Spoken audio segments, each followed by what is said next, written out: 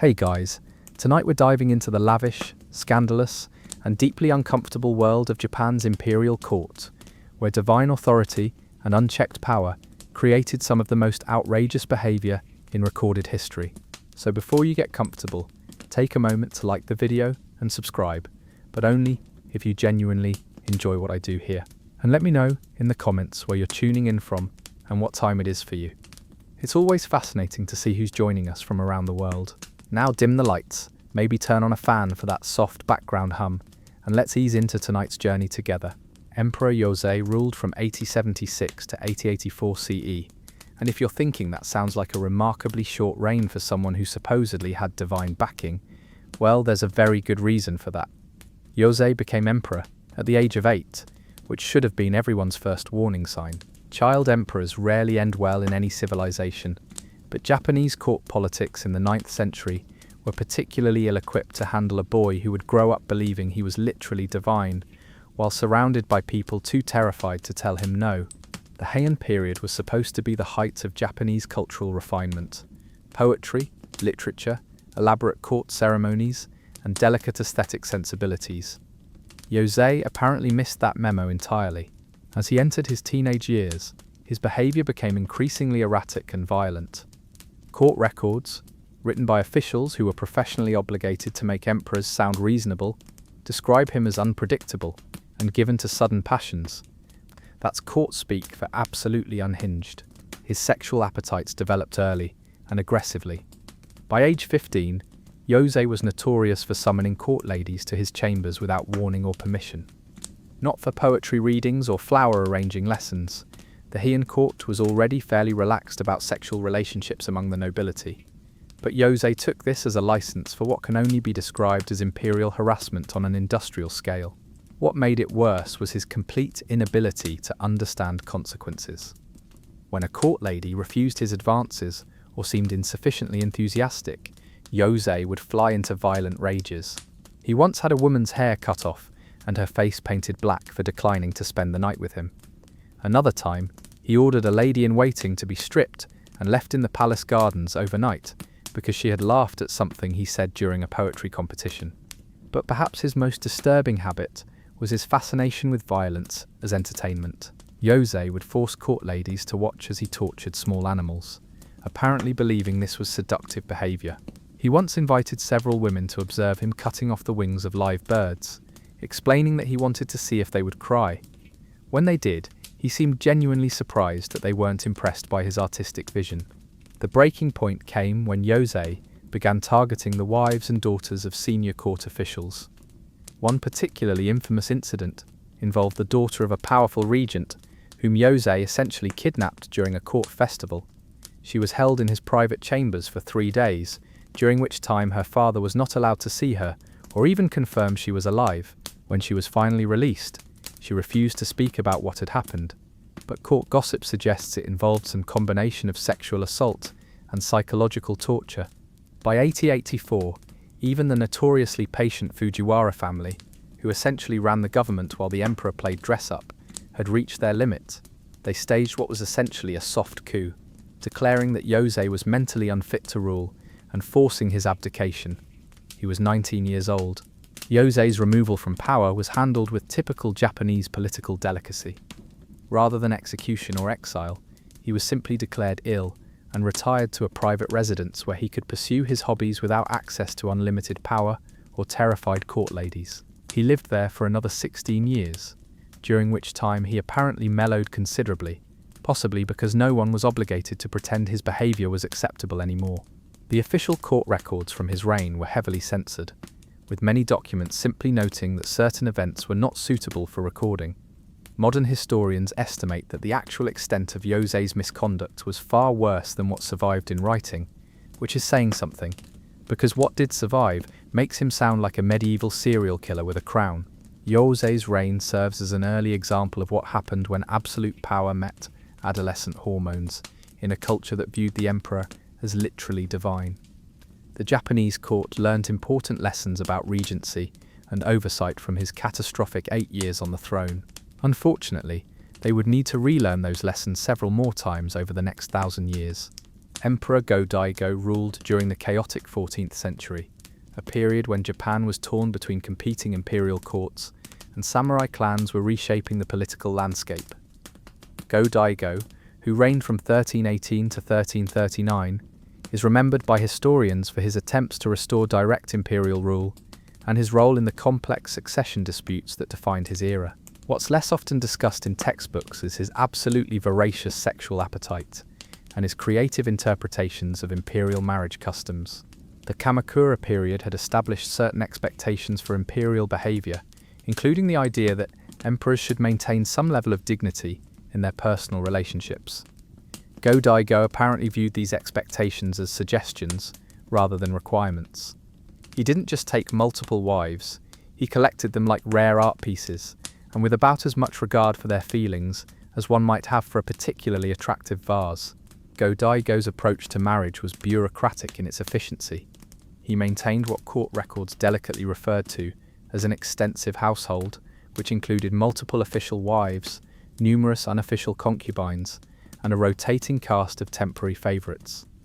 The logistics alone must have been staggering. Imperial household managers had to maintain separate apartments, coordinate schedules, and presumably keep very detailed records to ensure the emperor didn't accidentally summon the same woman twice in one day. What made Go-Daigo particularly notorious was his habit of marrying the wives and daughters of his political enemies. This wasn't unusual as a diplomatic strategy, but Go-Daigo took it to extremes. When he defeated rival clans or forced political opponents into submission, he would often demand their female relatives as part of the surrender terms. It was a particularly humiliating form of victory tax, and Go-Daigo seemed to take genuine pleasure in the psychological warfare aspect of it. One well-documented case involved the daughter of a powerful Buddhist abbot who had opposed Go-Daigo's political reforms. After crushing the abbot's political influence, Go-Daigo demanded that the man's daughter be sent to court as a concubine. When the abbot protested that his daughter was already committed to religious life as a nun, Go-Daigo declared that imperial needs superseded religious vows. The young woman was forcibly removed from her convent and installed in the imperial palace. Go-Daigo also had a particular fondness for what modern psychology would probably classify as power play relationships. He enjoyed forcing proud noble women into situations where they had to publicly acknowledge his dominance. Court ceremonies during his reign often included elaborate rituals where his various wives and concubines would compete for his attention through increasingly degrading displays of submission. The emperor was known for hosting private entertainments where his women would be required to perform for visiting dignitaries. These weren't poetry recitations or traditional dances. Contemporary accounts suggest they were essentially command performances of various sexual acts, designed to demonstrate Go-Daigo's power and wealth to foreign ambassadors and rival lords. The message was clear. If the emperor could command the daughters of the highest families to perform like courtesans, imagine what he could do to his enemies. Perhaps most disturbing was Go-Daigo's treatment of pregnant wives and concubines. Rather than showing the respect typically accorded to women carrying potential heirs, he seemed to view pregnancy as a temporary inconvenience that limited his options.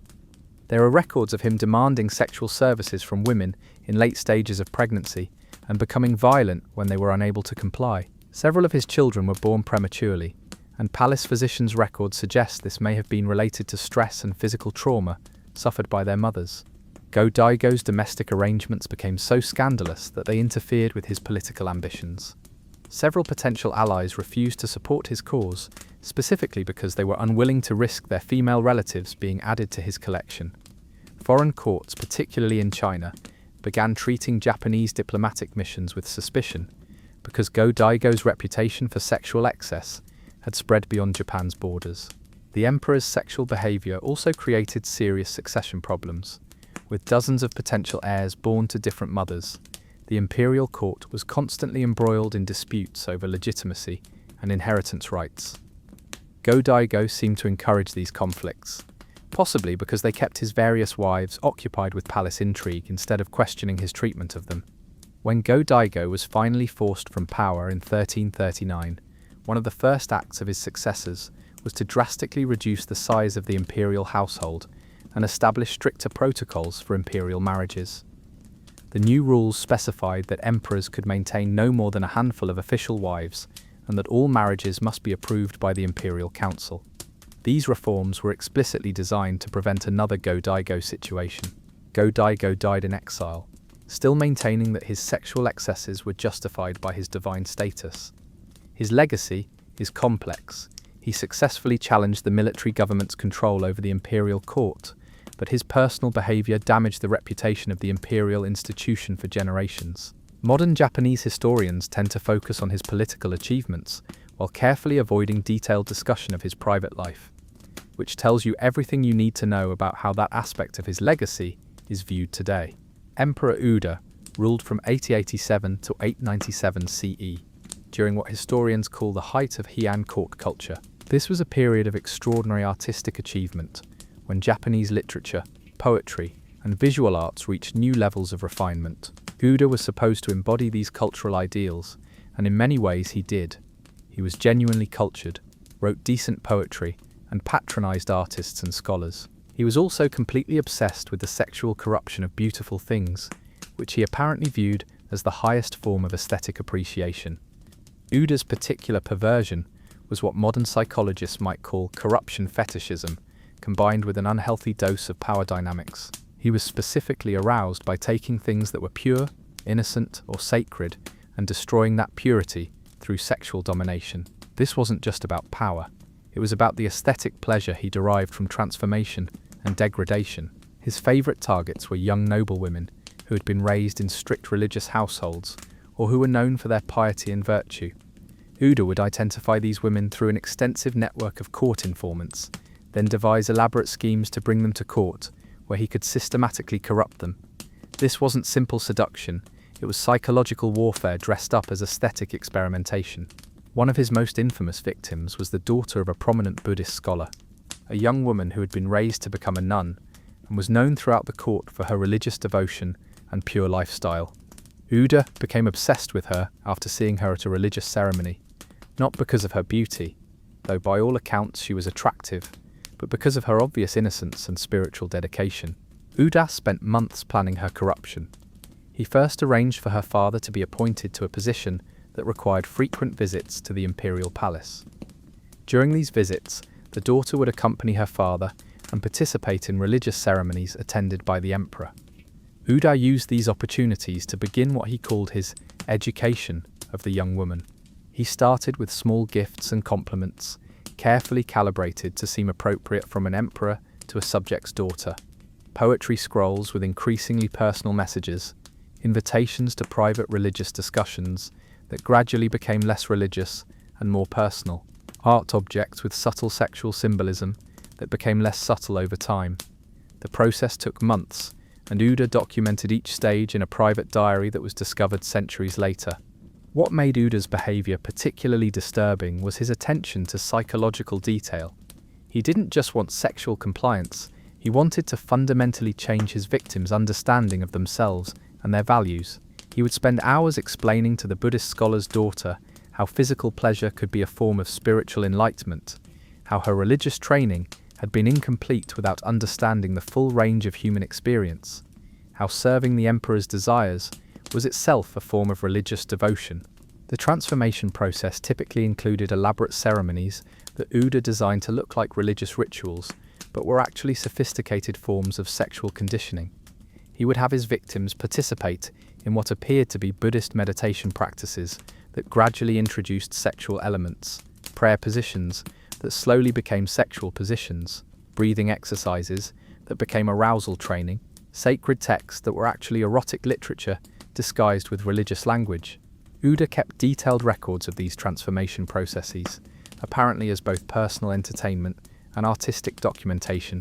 His private writings describe the exact moment when each victim's resistance broke, when their religious convictions crumbled, when they began to actively participate in their own corruption. He wrote about these moments with the same aesthetic appreciation that other court writers reserved for describing cherry blossoms or autumn leaves. The emperor was also fond of public demonstrations of his success. He would arrange court ceremonies where his former victims would be required to perform sexual acts in front of audiences that included their own family members. The psychological torture of forcing deeply religious women to publicly abandon their values while their fathers watched was apparently the ultimate aesthetic experience for Uda. Perhaps most disturbingly, Uda seemed to genuinely believe that he was providing a valuable service to these women. His diary entries are filled with self-congratulatory passages about how he had freed them from the limitations of conventional morality, how he had introduced them to experiences they never could have imagined, how they were better people for having served his desires. The level of self-delusion is almost impressive in its completeness. Uda's behavior was enabled by a court culture that viewed the emperor as essentially beyond moral judgment. As long as he maintained the proper ceremonial functions and didn't interfere with the actual business of government, which was handled by the Fujiwara regents, his private entertainments were considered his own affair. Several court officials wrote privately about their discomfort with the emperor's hobbies, but none were willing to challenge him directly. The emperor's corruption projects became increasingly elaborate over time. He began commissioning artists to create visual records of his victims' transformations, essentially pornographic art disguised as imperial portraiture. He had a private pavilion built in the palace gardens specifically for his educational activities, decorated with religious imagery that had been subtly altered to include sexual themes. Uda's reign ended in 1897, when he voluntarily abdicated in favour of his son, possibly because he had grown bored with the limitations of imperial power, or because he wanted to pursue his aesthetic interests without the distractions of ceremonial duties. He spent his remaining years as a Buddhist monk, which is ironic considering how much of his imperial career had been devoted to corrupting Buddhist women. The records of Uda's private activities were carefully suppressed after his death, but enough survived in private collections to give historians a clear picture of his particular form of imperial excess. Modern Japanese scholars tend to treat his reign as an example of how Heian court culture's emphasis on aesthetic refinement could become deeply twisted when combined with absolute power and unlimited resources. Emperor Seiwa came to the throne in 858 CE at the age of 8, which should have meant a long, peaceful regency while he received a proper imperial education. Instead, his reign became a case study in how early exposure to adult power and sexual privilege could create profoundly disturbing patterns of behavior. Seiwa's story is particularly unsettling because it shows how a system designed to create divine rulers could instead produce what modern psychology would recognize as a severely damaged individual. The Heian court's approach to imperial education was based on the assumption that future emperors needed to understand all aspects of adult life, including sexual relationships. This wasn't necessarily inappropriate for the time period.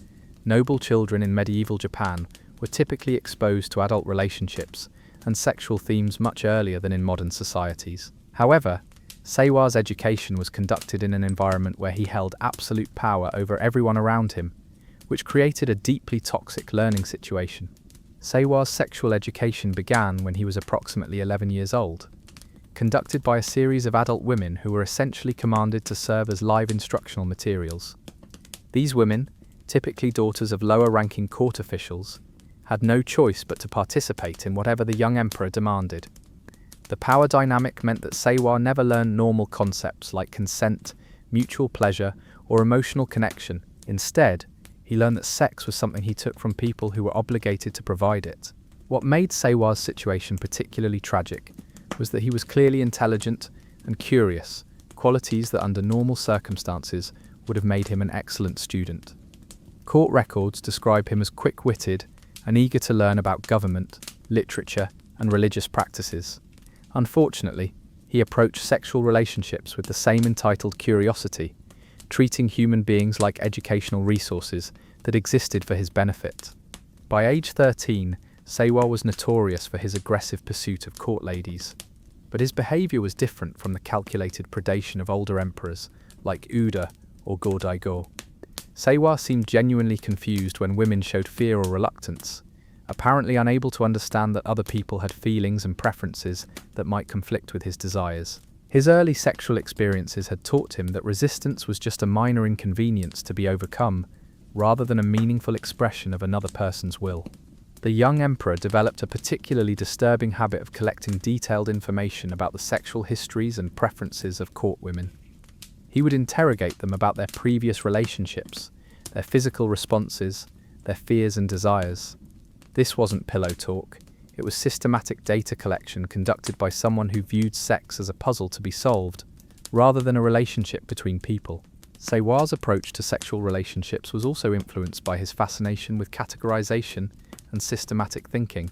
He began creating what could only be described as a sexual taxonomy, classifying the women in his court according to various physical and behavioral characteristics. He kept written records of these classifications, rating women on criteria like responsiveness, compliance, and what he called educational value. Court officials gradually became aware that something was seriously wrong with the young emperor's development, but the political structure made intervention nearly impossible. Seywar technically held absolute authority, and questioning his behavior could be interpreted as treason. More importantly, many of the powerful families at court were complicit in the system that had created the problem. They had provided their daughters as educational tools for the emperor, and admitting that this was harmful would have required them to acknowledge their own culpability. The emperor's behavioral problems extended beyond sexual relationships. He began showing signs of what modern psychology would recognize as severe antisocial personality disorder.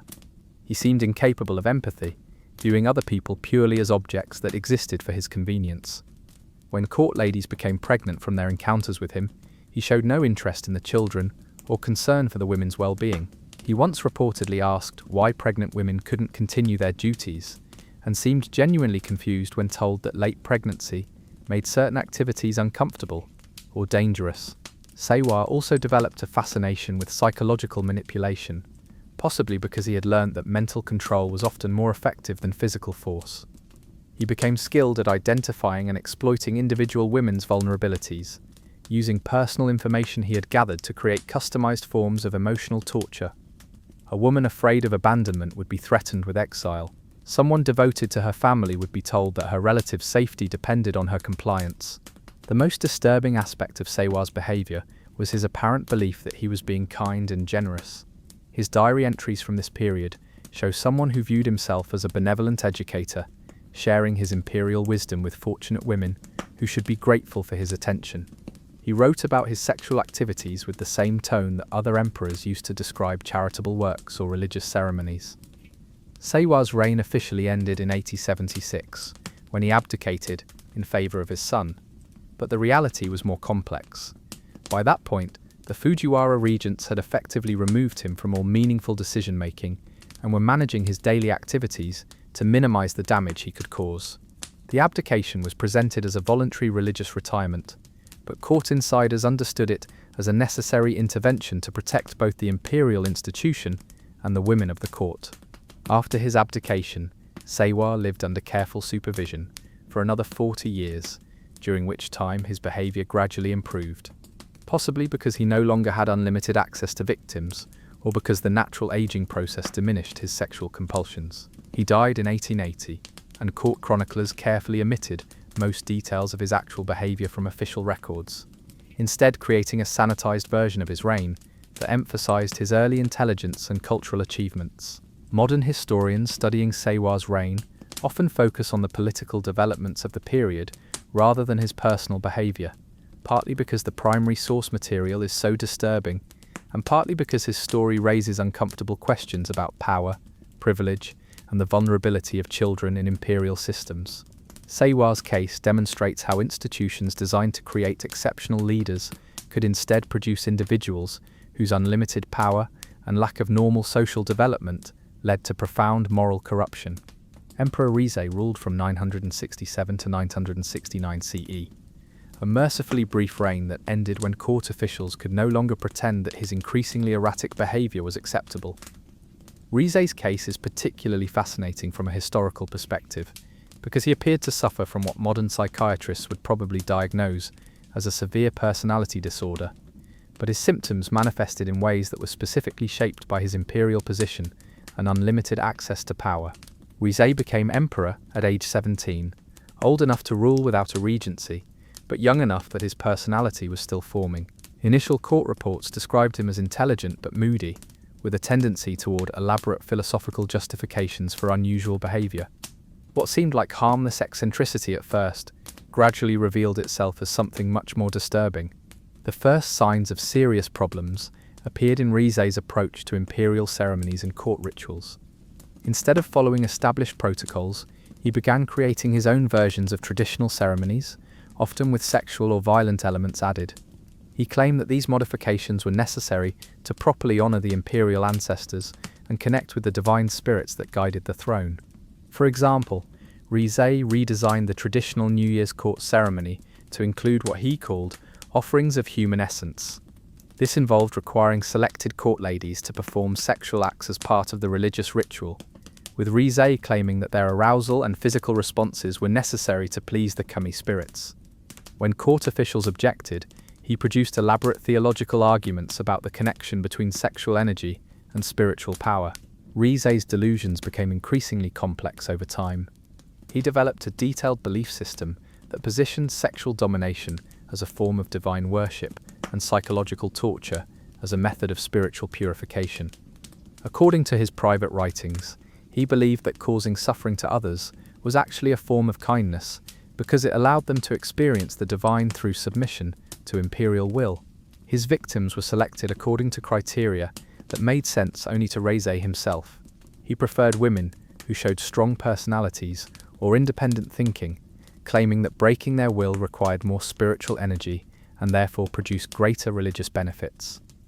He also favored intellectuals, artists, and religious women, apparently believing that corrupting people of higher spiritual development created more powerful offerings to the imperial ancestors. The emperor's methods were sophisticated and psychologically devastating. He would begin by engaging his targets in philosophical discussions about the nature of imperial authority, divine will, and spiritual enlightenment. These conversations would gradually become more personal and invasive, with Rizé using his intellectual abilities to identify and exploit individual psychological vulnerabilities.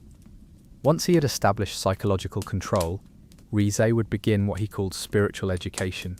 This typically involved elaborate ceremonies designed to look like religious rituals, but actually intended to break down his victims' sense of self and personal autonomy. He would have women participate in meditation practices that included sexual elements, chanting sessions that became progressively more degrading, and purification rituals that involved various forms of humiliation. What made Rizé particularly dangerous was his ability to make his victims believe they were participating in genuinely spiritual activities. He was skilled at manipulating religious language and concepts to justify virtually any behavior. Women who tried to resist or complain were told that their reluctance proved they needed more spiritual purification, and that their suffering was actually evidence of their spiritual growth. Rizé also developed an elaborate system for documenting his activities, apparently believing that he was conducting important religious research that would benefit future emperors. His private chambers contained detailed written records of his victims' responses to different forms of psychological and physical manipulation, organized like scientific data. He recorded which techniques were most effective for breaking down different personality types, which religious arguments were most persuasive for different types of believers, and which forms of degradation produced the most dramatic psychological changes. The emperor's behavior became so extreme that it began to interfere with the basic functioning of the imperial court. Court ladies were afraid to appear at official ceremonies because they might be selected for Rizé's spiritual education projects. Families began refusing to send their daughters to serve at court, creating staffing problems for essential palace functions. Foreign diplomats reported back to their governments that the Japanese imperial court appeared to be run by a madman. Rizé's downfall came when he attempted to apply his spiritual education methods to the daughter of a powerful Fujiwara regent. This was a political miscalculation of epic proportions, because the Fujiwara family essentially controlled the government and had the power to remove emperors who became inconvenient. When Rizé's intended victim reported his behavior to her father, the regent immediately began organizing a campaign to force the emperor's abdication. The political maneuvering was complicated by the need to maintain the fiction that emperors were divine and therefore beyond human criticism. The Fujiwara regents couldn't simply announce that Rizé was a dangerous predator who needed to be removed from power. Instead, they launched a carefully orchestrated whispering campaign about the emperor's mental health, suggesting that his unusual behavior was evidence of spiritual possession or divine madness that made him unfit to rule. Rizé initially resisted abdication, producing increasingly elaborate theological arguments for why his behavior was not only acceptable, but necessary for the spiritual health of the empire. He claimed that the spirits of previous emperors had commanded him to conduct his spiritual education projects, and that ending them would bring divine punishment on Japan. These arguments were sophisticated enough that some court officials were initially convinced, which shows both Rise's intellectual abilities and the power of imperial authority to make people rationalize clearly unacceptable behavior. The final straw came when Rise announced plans for a grand spiritual ceremony that would involve essentially the entire female population of the imperial court. He claimed that this mass ritual was necessary to prevent a predicted natural disaster, and that the spiritual energy generated by hundreds of women participating in his education program would protect Japan from divine wrath. Even by the standards of an imperial court that had seen plenty of eccentric behavior, this was too much. The was forced to abdicate in 96-9, with the official explanation being that he had received a divine revelation instructing him to retire to religious life. He lived under careful supervision for another 50 years, during which time he apparently continued to believe in his spiritual theories, but lacked the power to act on them. His case became a cautionary tale about the dangers of combining mental illness with unlimited power, and contributed to later reforms that gave court officials more authority to intervene when imperial behavior became problematic. Emperor Kazan ruled from 984 to 986 CE, and his brief reign demonstrates how artistic talent and cultural sophistication could coexist with deeply predatory behavior. Kazan was genuinely gifted as a poet and calligrapher, skills that were highly valued in Heian court culture. Unfortunately, he used these talents as tools for psychological manipulation and sexual conquest, creating a particularly insidious form of imperial abuse. Kazan came to the throne at age 17, already showing remarkable artistic abilities and a deep understanding of the aesthetic values that defined Heian court life. His poetry was genuinely excellent, his calligraphy was admired even by harsh critics, and his understanding of classical Chinese literature was impressive for someone his age. Court officials initially viewed him as a promising young emperor who might restore some of the cultural prestige that had been damaged by his more obviously disturbed predecessors. What they failed to recognize was that Kazan viewed artistic creation and human relationships in fundamentally similar terms. To him, both poetry and people were raw materials to be shaped according to his aesthetic vision, regardless of whether those materials consented to being transformed. His approach to sexual relationships was essentially artistic, and his victims were unwilling participants in elaborate creative projects designed to satisfy his particular aesthetic sensibilities. Kazan's method was to identify court ladies who shared his artistic interests or who had reputations for cultural sophistication. He would then initiate what appeared to be collaborative artistic projects, joint poetry compositions, shared calligraphy sessions, or discussions of classical literature. These activities were conducted in private settings that allowed for gradually increasing intimacy and personal disclosure. The emperor was exceptionally skilled at using poetry as a form of psychological seduction. He would compose verses that seemed to celebrate his target's intelligence and artistic abilities, while subtly incorporating increasingly personal and sexual themes. His poems were technically excellent and emotionally manipulative, designed to make their recipients feel special and intellectually valued, while slowly breaking down their resistance to more intimate contact. Kazan's private poetry collection, discovered after his death, reveals the calculated nature of his approach. He kept detailed notes about which poetic themes and techniques were most effective with different types of women. Shy, religious women responded best to verses that compared sexual submission to spiritual devotion. Intellectual women could be manipulated through complex philosophical poems that presented sexual relationships as forms of artistic collaboration. Proud, independent women were targeted with verses that subtly challenged their cultural sophistication, suggesting that they couldn't truly understand art without experiencing certain physical and emotional states. Once Kazan had established emotional and intellectual intimacy through shared artistic activities, he would begin introducing what he called aesthetic experiments. These typically involved increasingly intimate physical contact, justified as necessary for creating more authentic artistic expression. He would have women pose for paintings or sculptures in gradually more revealing positions, claiming that true art required complete honesty and vulnerability. He would direct them through physical movements and breathing exercises that he said were necessary for producing genuine artistic inspiration. The emperor's aesthetic theories became increasingly elaborate and disturbing over time. He developed detailed philosophical arguments about the connection between sexual arousal and artistic creativity, claiming that the physical and emotional intensity of sexual experience was necessary for producing truly meaningful art. He convinced many of his victims that refusing to participate in his aesthetic experiments demonstrated intellectual limitation and cultural insensitivity. Kazan was also skilled at using competitive dynamics to manipulate court ladies into participating in increasingly degrading activities. He would organize artistic salons where women would compete to produce the most authentic and emotionally powerful creative works, with authenticity measured by their willingness to incorporate personal and sexual experiences into their art. These competitions gradually evolved into sessions where women were essentially competing to see who could most effectively degrade themselves for the emperor's aesthetic pleasure. Perhaps most disturbingly, Kazan seemed to genuinely believe in his artistic theories and apparently couldn't understand why his victims didn't appreciate the aesthetic education he was providing. His private writings show someone who viewed himself as a generous teacher, sharing profound artistic insights with fortunate students. He wrote extensively about the spiritual and creative transformation he witnessed in women who participated in his aesthetic experiments, apparently unable to recognize that what he was observing was trauma and psychological conditioning rather than artistic enlightenment. The emperor's behavior was enabled by the high value placed on artistic achievement in Heian court culture.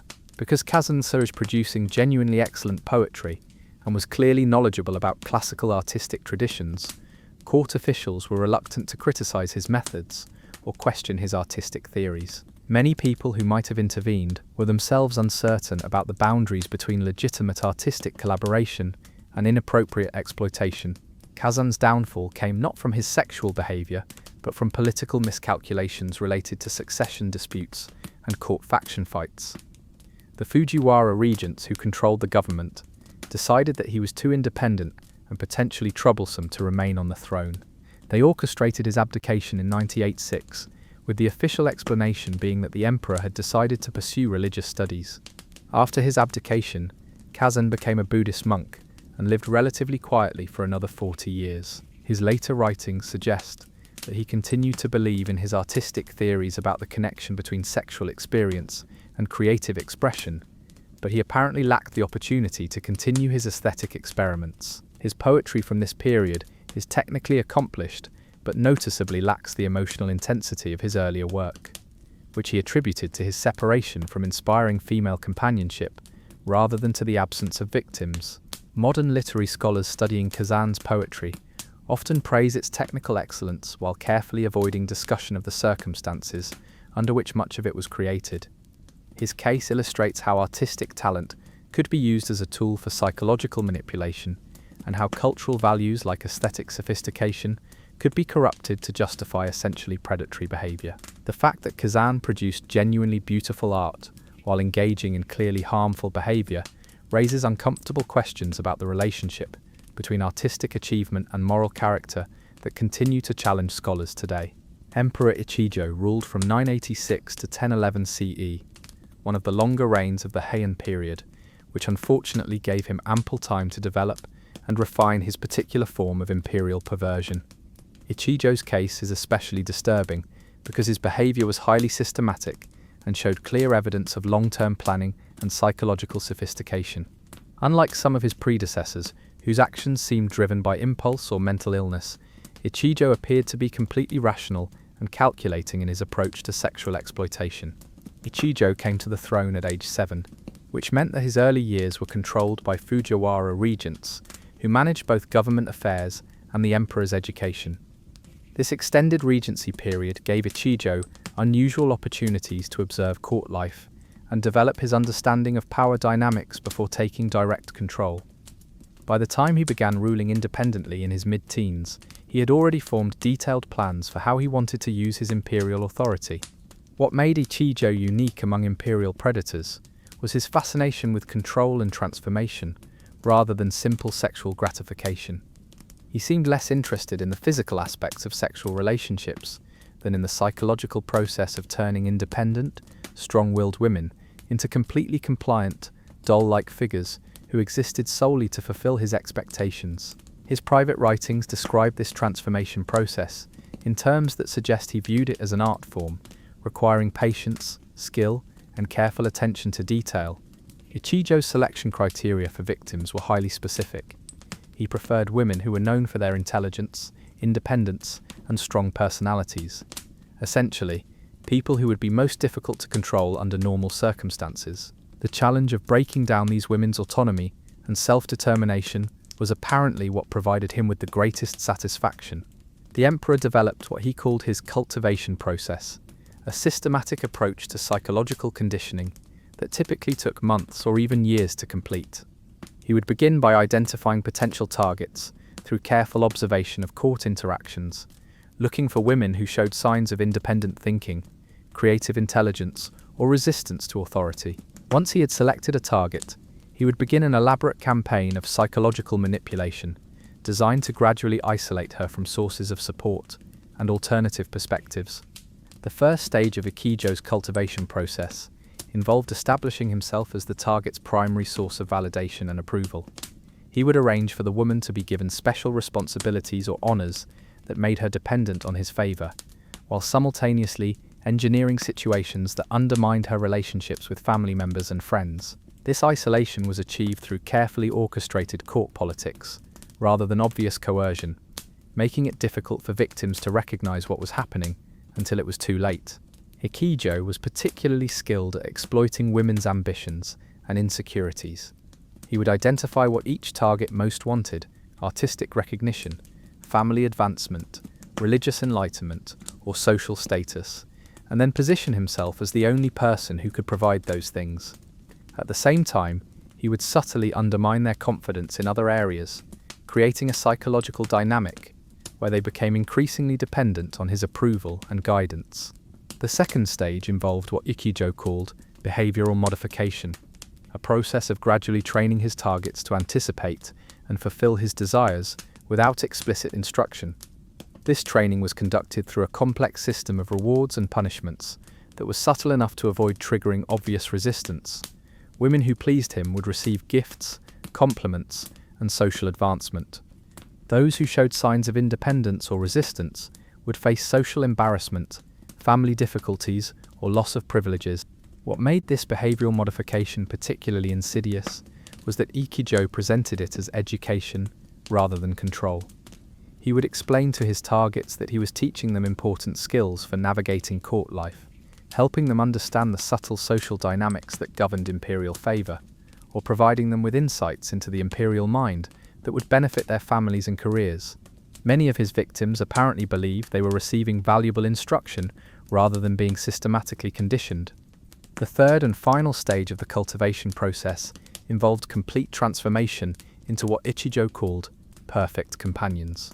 By this point, his targets had been so thoroughly conditioned that they would anticipate his needs and desires without being asked, modify their behavior to match his moods, and suppress their own preferences and opinions in favor of whatever they thought would please him. They had essentially been turned into human dolls who looked like independent people, but functioned entirely according to his programming.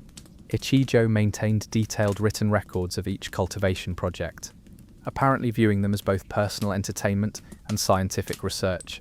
His private papers include what can only be described as instruction manuals for psychological conditioning, complete with detailed case studies showing how different techniques worked with different personality types. He documented which approaches were most effective for breaking down intellectual women versus artistic women versus religious women, how to identify and exploit specific emotional vulnerabilities, and how to maintain long-term control without triggering rebellion or escape attempts. The emperor's record-keeping also revealed the scale of his activities. Over his 25-year reign, he apparently completed the full cultivation process with more than 30 women, while maintaining partial control over dozens of others who were in various stages of the conditioning program. The logistics alone must have been staggering, requiring careful scheduling, detailed psychological profiles, and constant monitoring to ensure that his various projects didn't interfere with each other. Perhaps most disturbingly, Ichijo seemed to take genuine pride in his psychological expertise and apparently viewed his cultivation process as a form of imperial service. His writings suggest that he believed he was improving these women by teaching them proper submission and obedience, making them better wives and mothers who would contribute to social stability. He wrote about his successfully transformed victims with the same satisfaction that other emperors expressed about successful military campaigns or economic reforms. The emperor also used his transformed victims as tools for extending his influence throughout the court. Women who had completed his cultivation process would be married off to important officials, where they would serve as his agents and informants. These marriages were presented as rewards for loyal service, but they actually functioned as a way for Ichijo to monitor and influence the behavior of key government figures through their wives. Ichijo's system was so sophisticated that it took years for court officials to understand what was happening. The emperor's victims appeared to be thriving by conventional standards. They held important positions, their families received imperial favor, and they seemed happy and well-adjusted in their daily interactions. It was only when several women who had been away from court for extended periods began showing signs of psychological distress and memory problems that people started asking questions about the emperor's private activities. The investigation that eventually exposed Ichijo's behavior was initiated by a Buddhist priest who had been counseling several former court ladies and noticed disturbing patterns in their descriptions of palace life. The priest's report to senior government officials described women who seemed to have lost fundamental aspects of their personalities and who showed symptoms that modern psychology would recognize as indicating severe psychological trauma and conditioning. Even after his cultivation process was exposed, Ichijo faced no serious consequences because of his imperial status and the political implications of admitting that the emperor had been systematically abusing court women for decades. The Fujiwara regents who controlled the government were also implicated because they had provided many of the victims and had failed to protect them despite having oversight responsibilities for court activities. Instead of punishment, Ichijo was simply encouraged to reduce the scale of his activities and be more discreet about his methods. He continued his cultivation projects until his death in 1011, though apparently with fewer victims and more careful attention to avoiding political complications. His detailed instruction manuals for psychological conditioning were preserved in the imperial archives, where they were studied by later emperors who wanted to understand his techniques. Ichijo's reign represents perhaps the most systematic and sophisticated example of imperial sexual abuse in Japanese history. His case demonstrates how unlimited power combined with intelligence and patience could be used to create forms of psychological control that were far more devastating than simple physical coercion. The fact that his methods were preserved and studied by his successors suggests that his approach influenced imperial behavior for generations after his death. Emperor Sutoku ruled from 1123 to 1142 CE, during a period when imperial power was increasingly challenged by rising samurai clans, and the emperor's role was becoming more ceremonial than functional. Sutoku's response to this political marginalization was to retreat into elaborate fantasy worlds, where he maintained absolute control, and unfortunately, these fantasies often involved detailed scenarios of sexual domination and revenge against the people and institutions that he felt had betrayed him.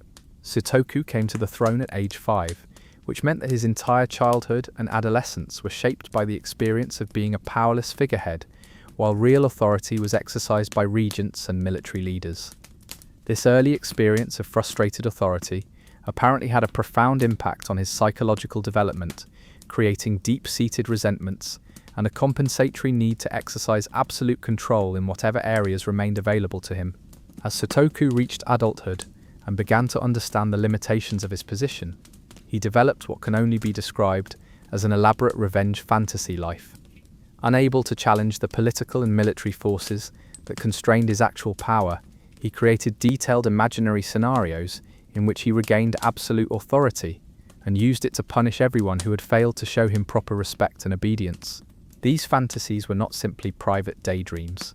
Sutoku used the women of his court as unwilling participants in elaborate role-playing scenarios designed to act out his revenge fantasies in physical reality.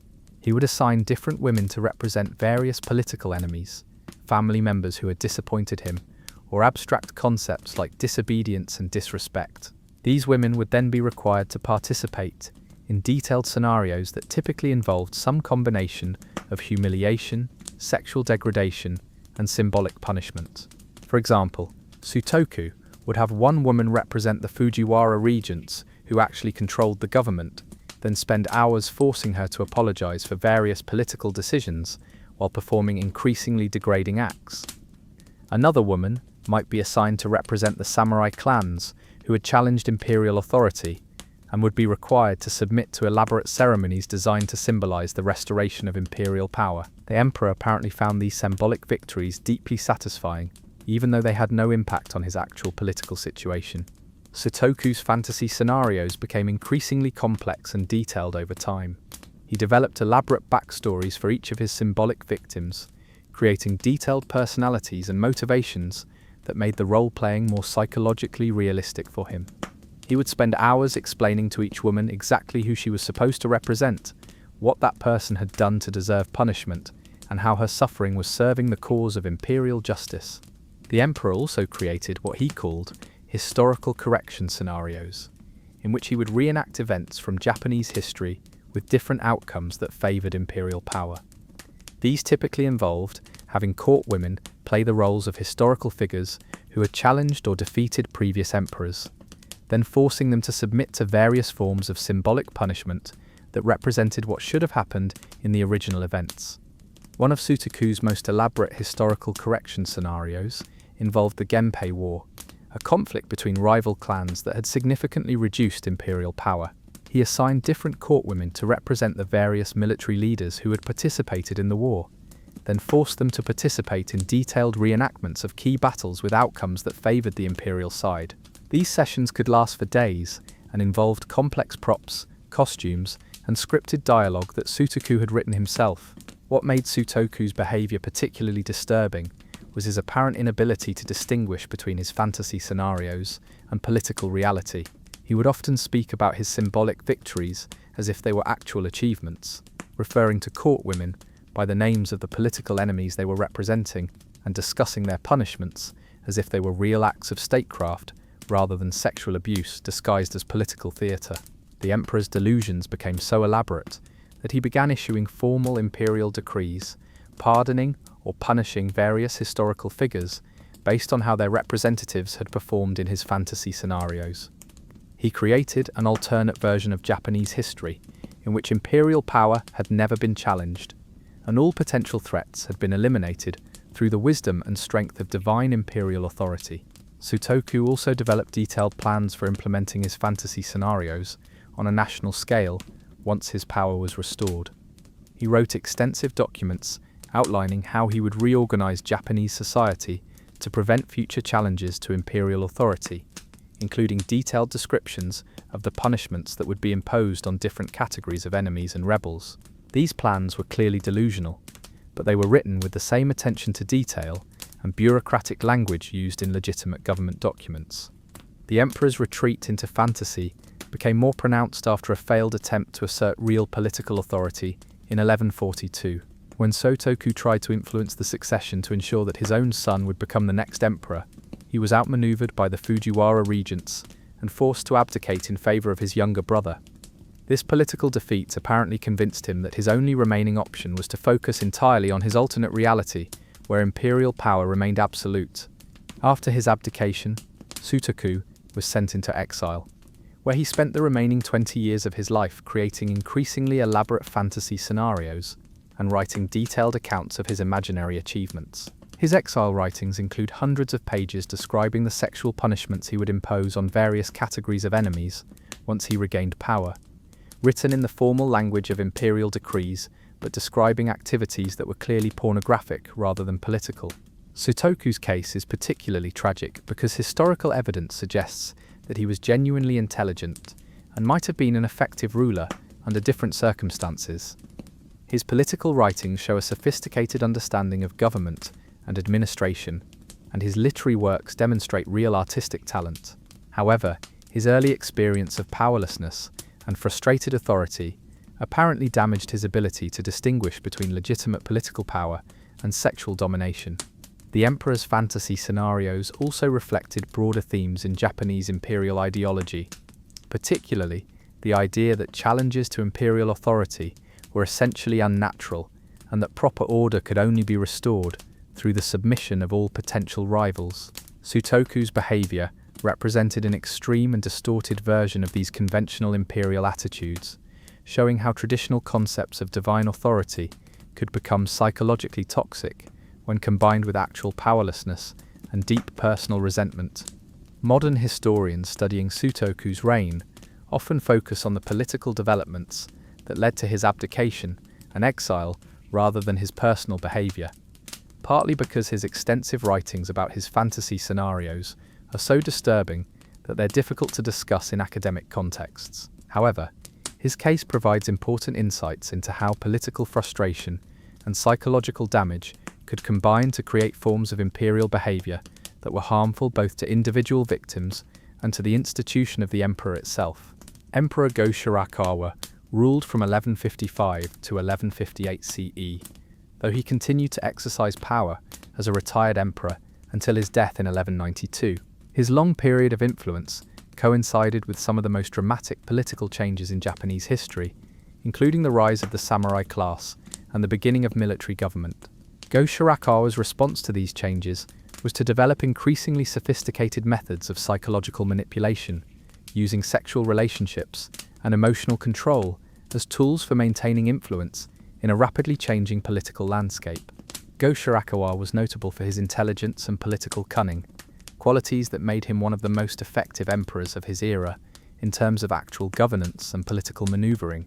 Unfortunately, he applied these same skills to his personal relationships, creating a court environment where psychological manipulation was so sophisticated and pervasive that victims often didn't realize they were being controlled until years after the fact.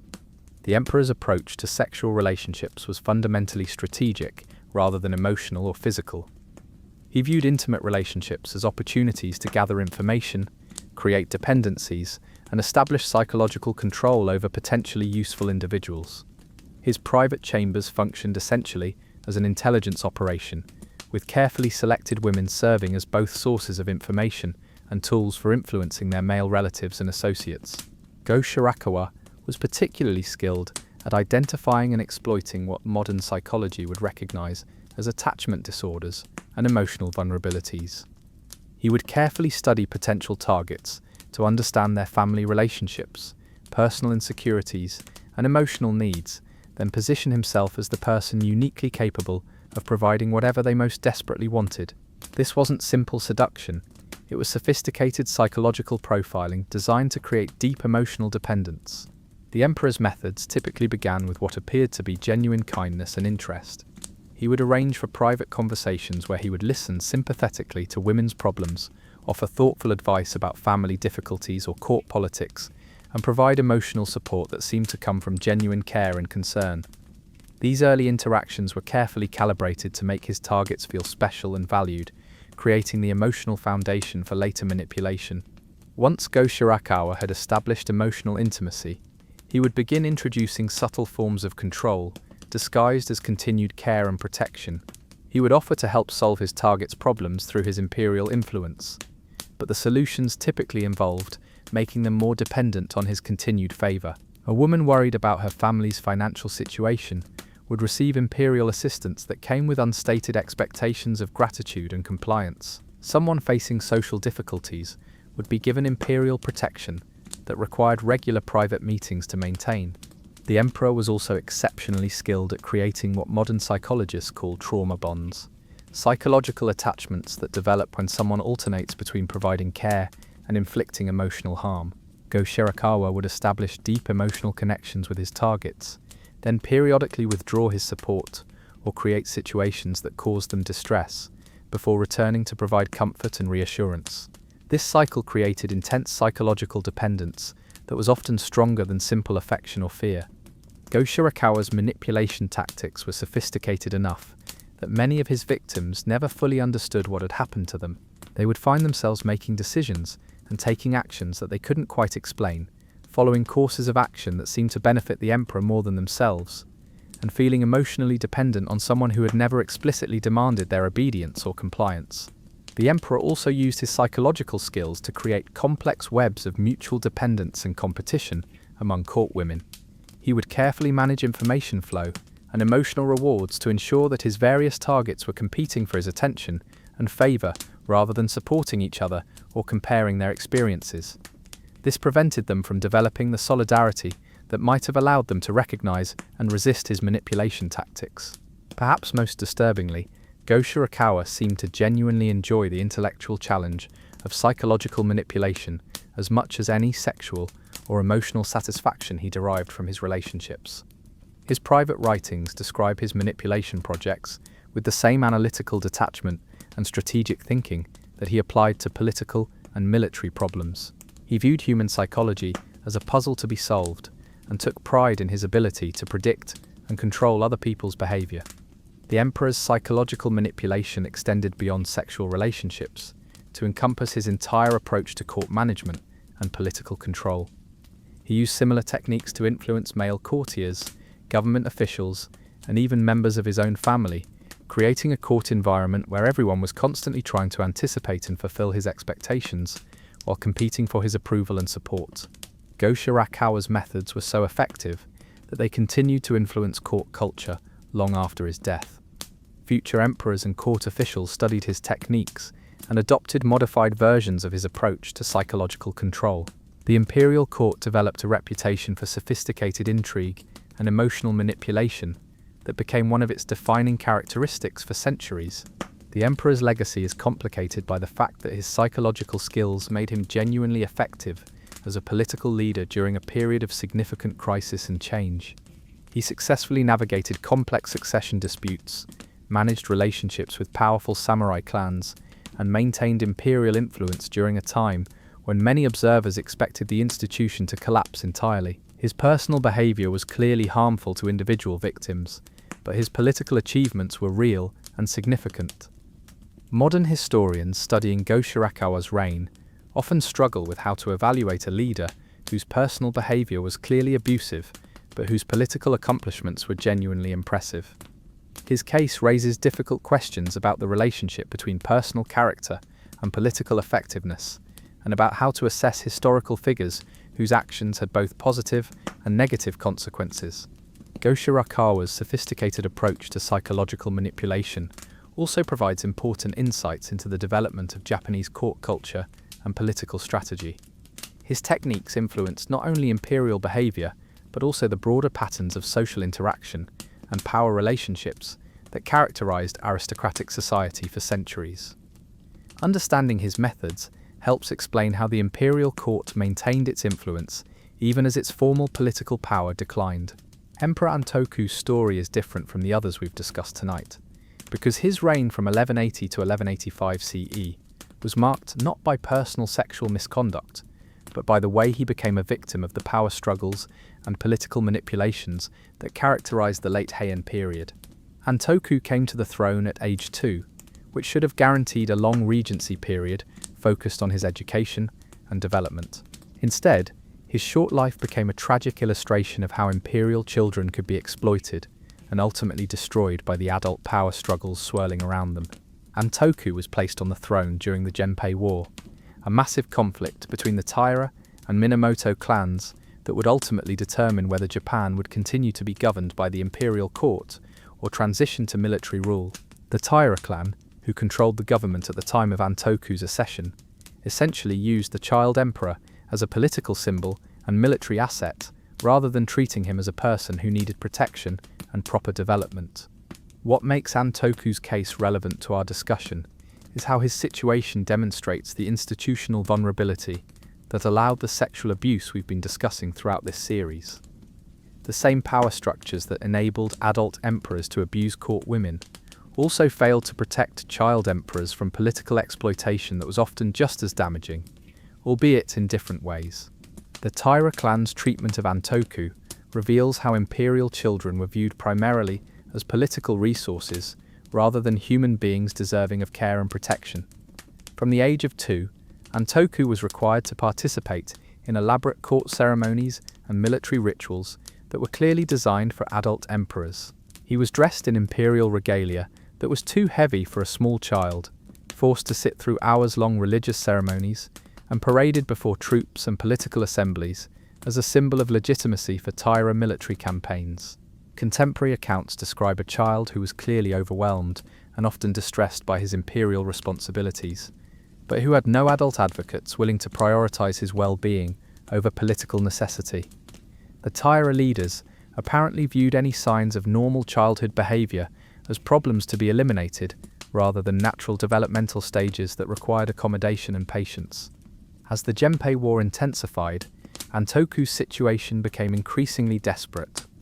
The Tyra clan began moving him from location to location as their military position deteriorated, using him as a mobile symbol of imperial authority, while apparently giving little thought to the psychological impact of constant relocation and exposure to military conflict on a young child.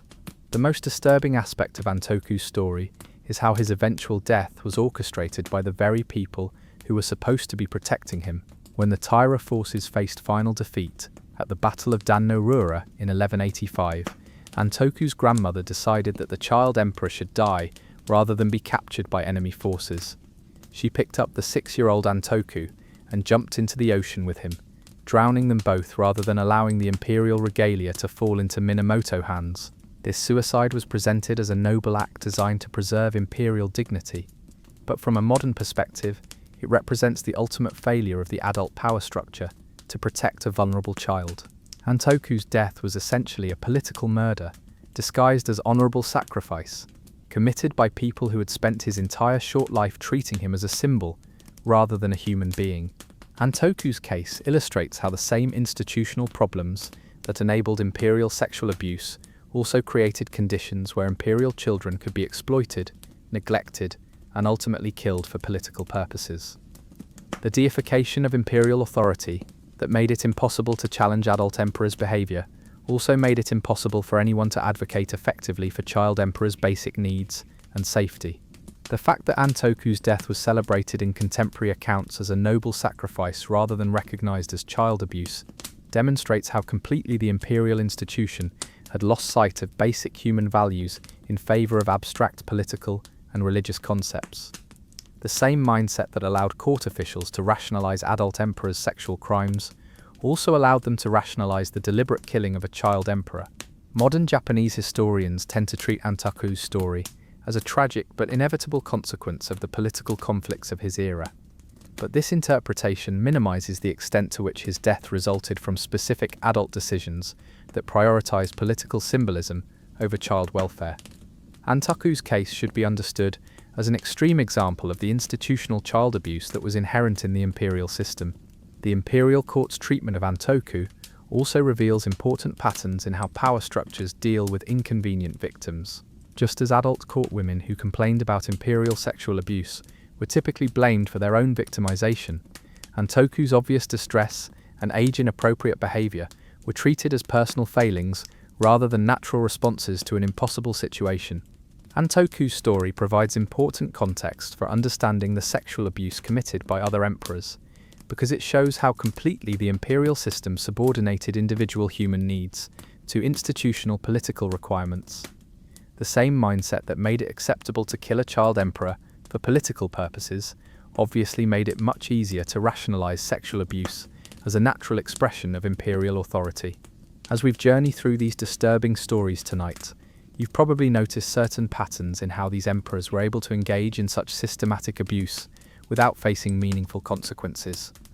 The imperial system that governed Japan for over a millennium wasn't just passively tolerant of sexual misconduct, it was actively designed in ways that made such abuse almost inevitable, while providing multiple layers of protection for imperial perpetrators. The foundation of the entire system was the religious doctrine that emperors were direct descendants of the sun goddess Amaterasu, and therefore possessed divine authority that placed them beyond normal human moral standards. This wasn't simply a political fiction, it was a deeply held religious belief that permeated every aspect of court culture and made it literally unthinkable for most people to challenge imperial behavior, no matter how obviously harmful or inappropriate it might be.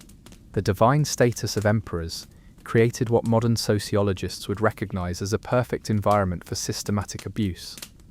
victims were conditioned from birth to view imperial attention as an honor rather than a threat, making them psychologically vulnerable to manipulation and less likely to resist or report abuse. Court officials who might have intervened were prevented by both religious conviction and political self-interest from acknowledging that imperial behavior could be problematic. The physical structure of the imperial court also facilitated abuse by creating an environment of total imperial control with minimal oversight. The imperial palace was essentially a closed community, where the emperor's word was law and where potential victims had little access to outside support or alternative perspectives. Court women were typically isolated from their families and dependent on imperial favor for their basic survival, making resistance or escape extremely difficult.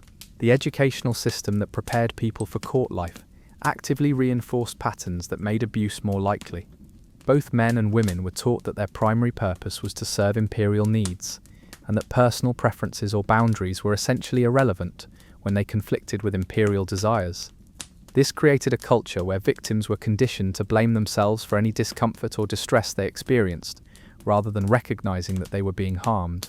The record-keeping and historical documentation systems of the imperial court were designed to protect the institution's reputation rather than to accurately document imperial behavior. Official court chronicles were heavily censored, with explicit instructions to omit or minimize any information that might damage the imperial image. This meant that evidence of abuse was systematically suppressed, making it difficult for people at the time to understand the scope of the problem and creating challenges for modern historians trying to reconstruct what actually happened. The legal system provided no meaningful recourse for victims of imperial abuse, because emperors were considered to be above human law. There was no legal concept of imperial crime, and attempting to bring charges against an emperor would have been treated as treason rather than legitimate legal action. This legal immunity was reinforced by religious doctrine that viewed any challenge to imperial authority as a violation of divine will. The political structure of the imperial court created additional barriers to intervention or reform. Real political power was typically held by regent families like the Fujiwara, who derived their authority from their relationship with the imperial institution. This meant that the people who might have had the power to restrain abusive emperors were also those who had the greatest interest in maintaining the fiction that imperial behavior was always appropriate and justified. The economic system that supported the imperial court also contributed to the enabling environment. Court women and their families were financially dependent on imperial favor, which meant that reporting or resisting abuse could result in economic devastation that affected not just the immediate victim, but her entire extended family. This economic vulnerability was often explicitly used by abusive emperors to ensure compliance and silence. The cultural emphasis on indirect communication and face-saving in Japanese aristocratic society made it extremely difficult for victims to seek help or for potential allies to acknowledge problems. The elaborate protocols of court etiquette provided no acceptable way to directly discuss sexual abuse, and the cultural premium placed on maintaining harmony and avoiding confrontation discouraged people from raising uncomfortable topics even when they were aware that serious problems existed. The imperial succession system also created incentives for covering up abusive behavior.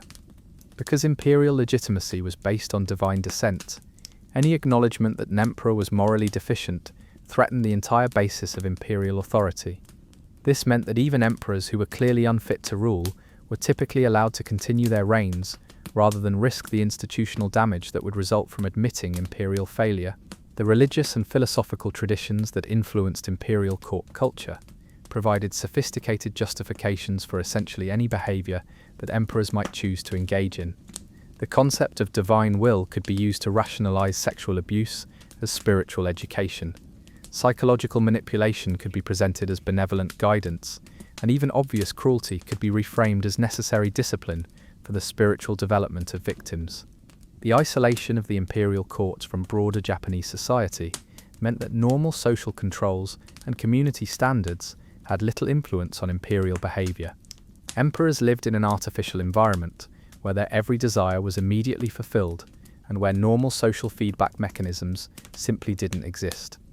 This isolation often led to a progressive disconnect from reality that made emperors increasingly unable to understand or respond to the impact of their behavior on others. The training and selection process for court officials also contributed to the enabling environment by creating a bureaucracy of people who were professionally invested in maintaining imperial infallibility. Court officials were selected and promoted based on their ability to serve imperial needs without question, which meant that the people closest to abusive emperors were often those least likely to provide honest feedback or moral guidance. Understanding these systemic factors is crucial for appreciating how the individual cases we've discussed tonight were not aberrations or exceptions, but rather predictable outcomes of an institutional structure that was designed in ways that made abuse almost inevitable. The emperors we've talked about were certainly individually responsible for their actions, but they were also products of a system that actively encouraged their worst impulses while providing multiple layers of protection from consequences. The way these imperial scandals were handled in their immediate aftermath, and how they've been remembered and interpreted by later generations, reveals as much about Japanese society and its relationship with imperial authority as the original abuses themselves. The patterns of denial, rationalization, and selective memory that developed around imperial misconduct had lasting effects on Japanese historical consciousness and continue to influence how these stories are told today. In the immediate aftermath of particularly egregious imperial behavior, court officials typically employed a standard set of strategies designed to minimize institutional damage while avoiding direct acknowledgement of wrongdoing. The most common approach was to blame external factors like evil spirits, political stress, or temporary illness for any obviously inappropriate imperial actions. This allowed the court to express concern about imperial behavior without challenging the fundamental doctrine of imperial infallibility. When emperors were forced to abdicate due to sexual misconduct, the official explanations typically involved claims of religious calling or desire for spiritual development, rather than acknowledgement of behavioral problems. Emperor Yosei's removal was explained as the result of divine inspiration to pursue Buddhist studies, while Emperor Riese's abdication was attributed to a mystical revelation about the need for spiritual purification. These cover stories were maintained so consistently that they often became the accepted historical explanation, even among court insiders who knew the real reasons for imperial departures. The systematic censorship of court records meant that much of the evidence for imperial sexual abuse was either destroyed entirely or buried in private collections where it was inaccessible to later historians. Official court chronicles from these periods often contain suspicious gaps or obviously sanitized accounts that make it clear that significant information has been omitted. The surviving evidence of imperial misconduct typically comes from private diaries, personal letters, and unofficial records that escaped the censorship process by accident rather than design. The Buddhist institutions that played important roles in Japanese court culture developed their own strategies for dealing with imperial misconduct that allowed them to maintain political relationships while avoiding direct complicity. Buddhist temples would often provide sanctuary for victims of imperial abuse or serve as retirement destinations for problematic emperors. But these arrangements were typically presented as normal religious activities rather than responses to specific behavioral problems. Later generations of court officials and historians faced the challenge of maintaining respect for the imperial institution while dealing with historical evidence that clearly showed systematic patterns of abuse by multiple emperors. The solution was typically to treat these incidents as isolated personal failings that didn't reflect on the institution itself, or to reframe the abuse as evidence of the emperor's passionate natures or artistic temperaments, rather than recognizing it as criminal behavior. The rise of military government during the Kamakura period provided some protection for future court women by reducing the emperor's actual power and creating alternative sources of authority that could potentially challenge imperial behavior. However, the samurai class that took over effective control of the government was often just as willing as previous court officials to ignore imperial misconduct as long as it didn't interfere with their own political goals. During the Edo period, when the Tokugawa shogunate held real power and the imperial court was reduced to a purely ceremonial role, there was actually increased interest in imperial history and culture, but this interest was carefully managed to support contemporary political needs. Edo period scholars produced detailed studies of imperial reigns that emphasized the emperor's cultural achievements and political wisdom while carefully omitting any information about sexual abuse or personal misconduct. The Meiji Restoration of 1868 which restored direct imperial rule and made the emperor the symbol of Japan's modernization efforts, created new pressures to sanitize imperial history. The new government needed to present the imperial institution as morally pure and worthy of renewed political authority, which meant that any historical evidence of imperial misconduct became politically dangerous and was often suppressed or destroyed. Modern Japanese academic historians face continuing challenges in discussing imperial sexual abuse because of the political sensitivity of the imperial institution and cultural taboos around discussing sexual topics in connection with revered historical figures. Many university history departments have informal policies discouraging detailed research into imperial personal behavior, and academic publishers are often reluctant to publish work that presents unflattering portraits of imperial figures. The international academic community has also contributed to the sanitization of imperial history by focusing primarily on political and cultural developments rather than personal behavior. Western historians studying Japanese imperial history have typically been more interested in understanding governmental structures and cultural achievements than in investigating sexual scandals, partly because of language barriers that make the relevant source materials difficult to access and interpret. The development of modern Japanese nationalism created additional incentives for maintaining sanitized versions of imperial history. The emperor's role as a symbol of national identity made it politically necessary to present imperial history in ways that supported contemporary national pride and unity, which meant that evidence of imperial misconduct was often treated as unpatriotic or potentially harmful to social stability. Popular culture representations of imperial history have typically followed the official sanitized versions, rather than attempting to present more complete or accurate accounts. Historical novels, films, and television programs about Imperial Japan typically either ignore the emperor's personal lives entirely or present romanticized versions that bear little resemblance to the historical evidence. The persistence of these sanitized historical narratives has important implications for understanding how societies deal with institutional abuse and historical trauma. The Japanese experience with imperial sexual abuse shows how powerful institutions can successfully suppress uncomfortable historical truths for centuries, creating collective amnesia that protects institutional reputation while denying justice and recognition to victims. Contemporary Japanese society continues to grapple with these historical legacies in complex ways. While there is increased awareness of historical sexual abuse and violence, discussions of imperial misconduct remain largely taboo, creating a disconnect between growing social awareness of sexual violence and continuing reverence for imperial authority. The challenge of dealing honestly with imperial sexual abuse also reflects broader patterns in how societies remember and interpret difficult histories. The strategies used to minimize and rationalize imperial misconduct are similar to those employed to deal with other forms of historical trauma, including war crimes, ethnic violence, and systematic oppression of marginalized groups. As we reach the end of tonight's journey through the dark corridors of Imperial Japan, it's worth reflecting on what these stories tell us about power, human nature, and the way societies choose to remember difficult truths. The emperors we've discussed tonight weren't monsters who emerged from nowhere. They were products of a system that gave unlimited power to individuals, while removing every normal constraint on human behavior. The pattern we see repeated across centuries is depressingly consistent. Take a human being, tell them they're divine, give them absolute authority over everyone around them, remove any possibility of consequences for their actions, and surround them with people who are professionally obligated to enable and rationalize whatever they choose to do. The surprising thing isn't that so many emperors became sexual predators, it's that any of them managed to remain decent human beings.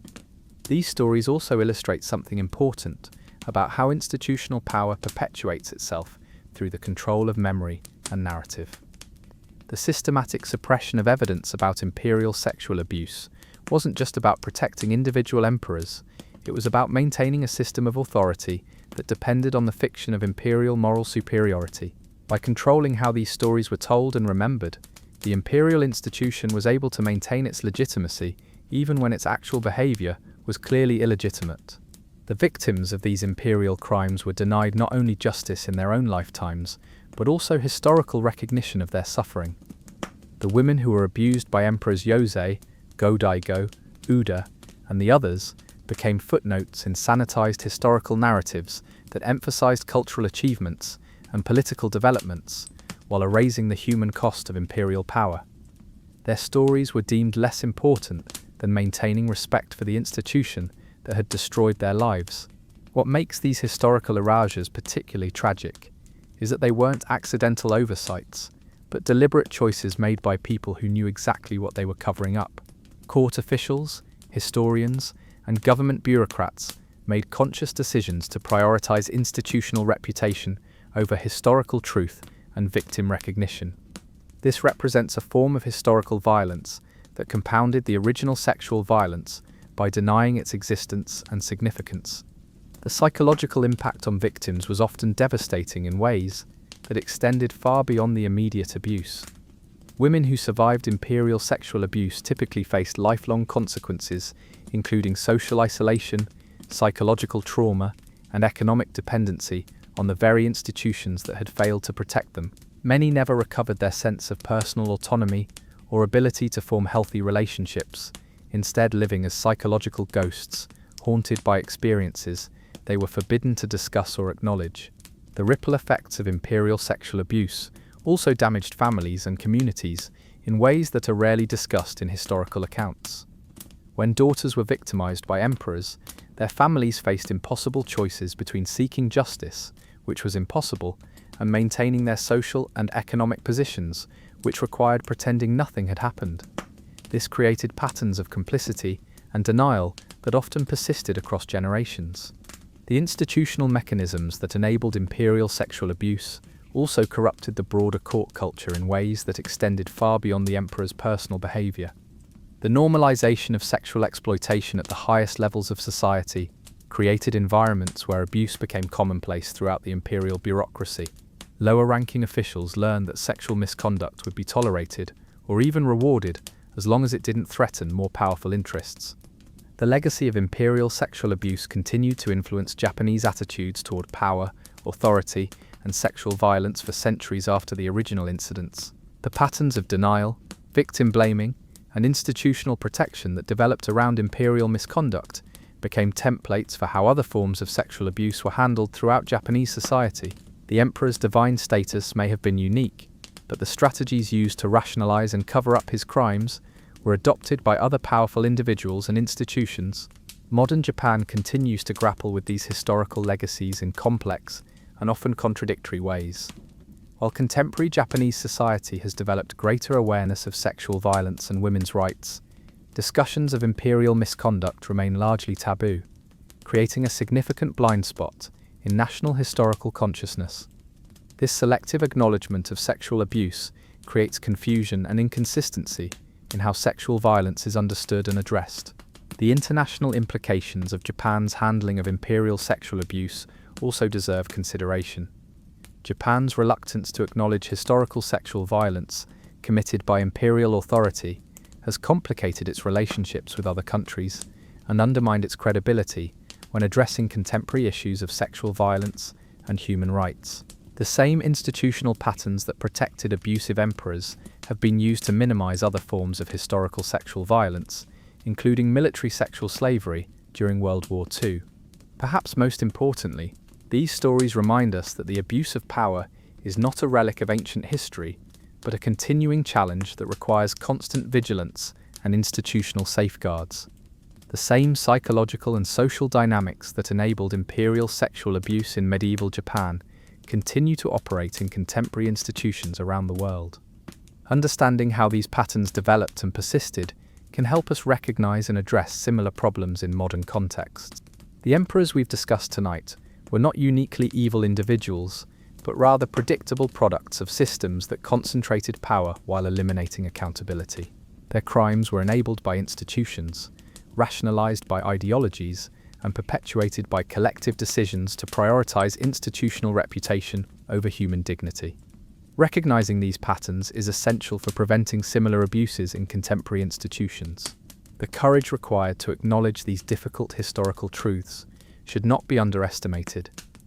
Challenging sanitized historical narratives means confronting powerful institutions, questioning revered cultural symbols, and accepting that beloved national stories may be built on foundations of violence and exploitation.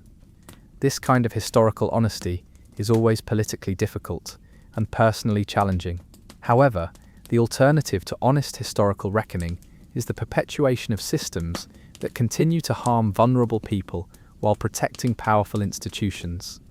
The women who suffered under abusive emperors deserve to have their experiences acknowledged and their suffering recognized as historically significant. Their stories are not footnotes to political history, but central elements of understanding how power operates and how societies choose to remember or forget inconvenient truths. The study of imperial sexual abuse also provides important insights into the psychology of power and the conditions that promote or prevent institutional corruption.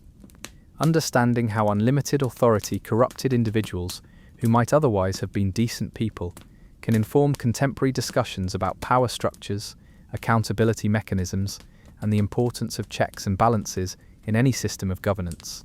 These historical lessons are particularly relevant in our current moment, when traditional institutions are being challenged and reimagined around the world. The Japanese imperial experience shows how even the most venerable and respected institutions can become vehicles for systematic abuse when they operate without meaningful oversight or accountability. This understanding should inform efforts to create more just and transparent systems of governance and social organization.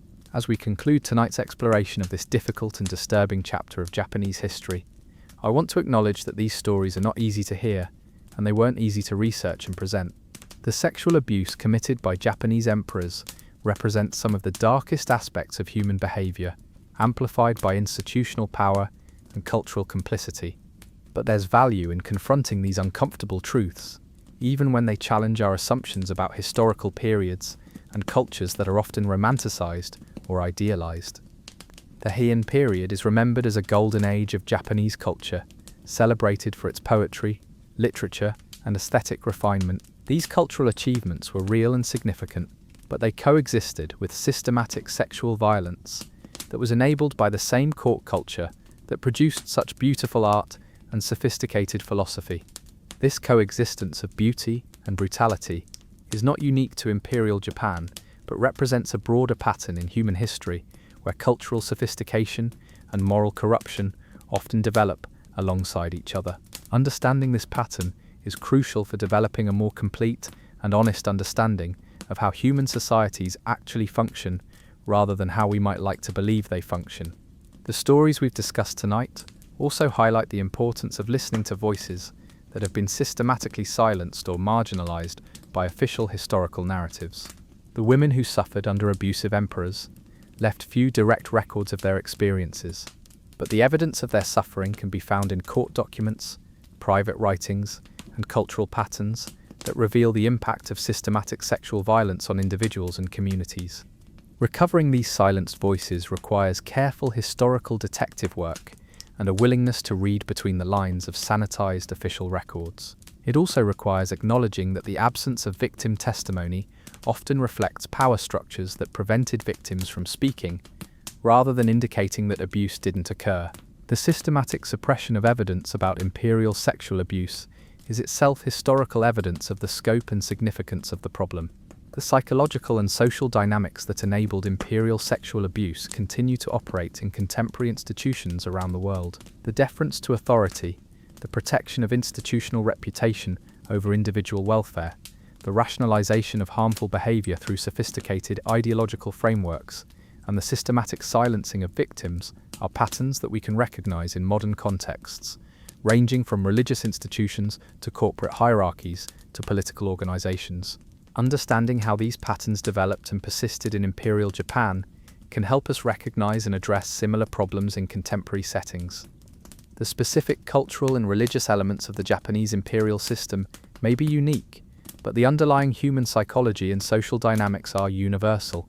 Power corrupts, institutions protect themselves, and victims are often sacrificed to maintain convenient fictions about institutional legitimacy. This historical understanding should inform our approach to preventing sexual abuse in contemporary institutions.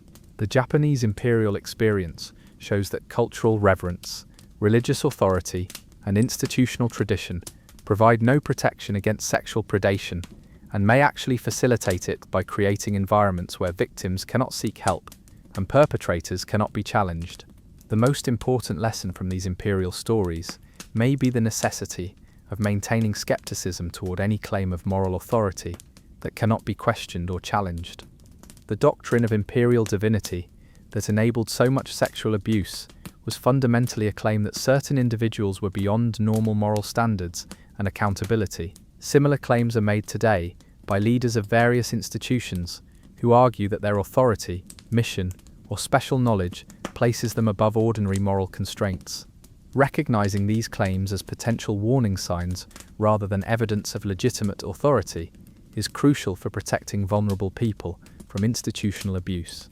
The Japanese imperial experience shows that the more elaborate and sophisticated the justifications for unlimited authority become, the more dangerous they are likely to be in practice.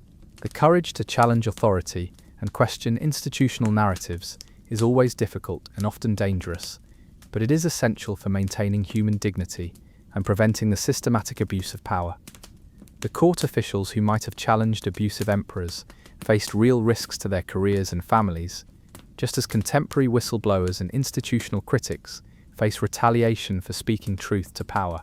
However, the alternative to this courage is the perpetuation of systems that sacrifice individual human beings to protect institutional interests. The women who suffered under abusive emperors deserve to have advocates who are willing to risk their own positions to seek justice, just as contemporary victims of institutional abuse deserve advocates who are willing to challenge powerful interests on their behalf.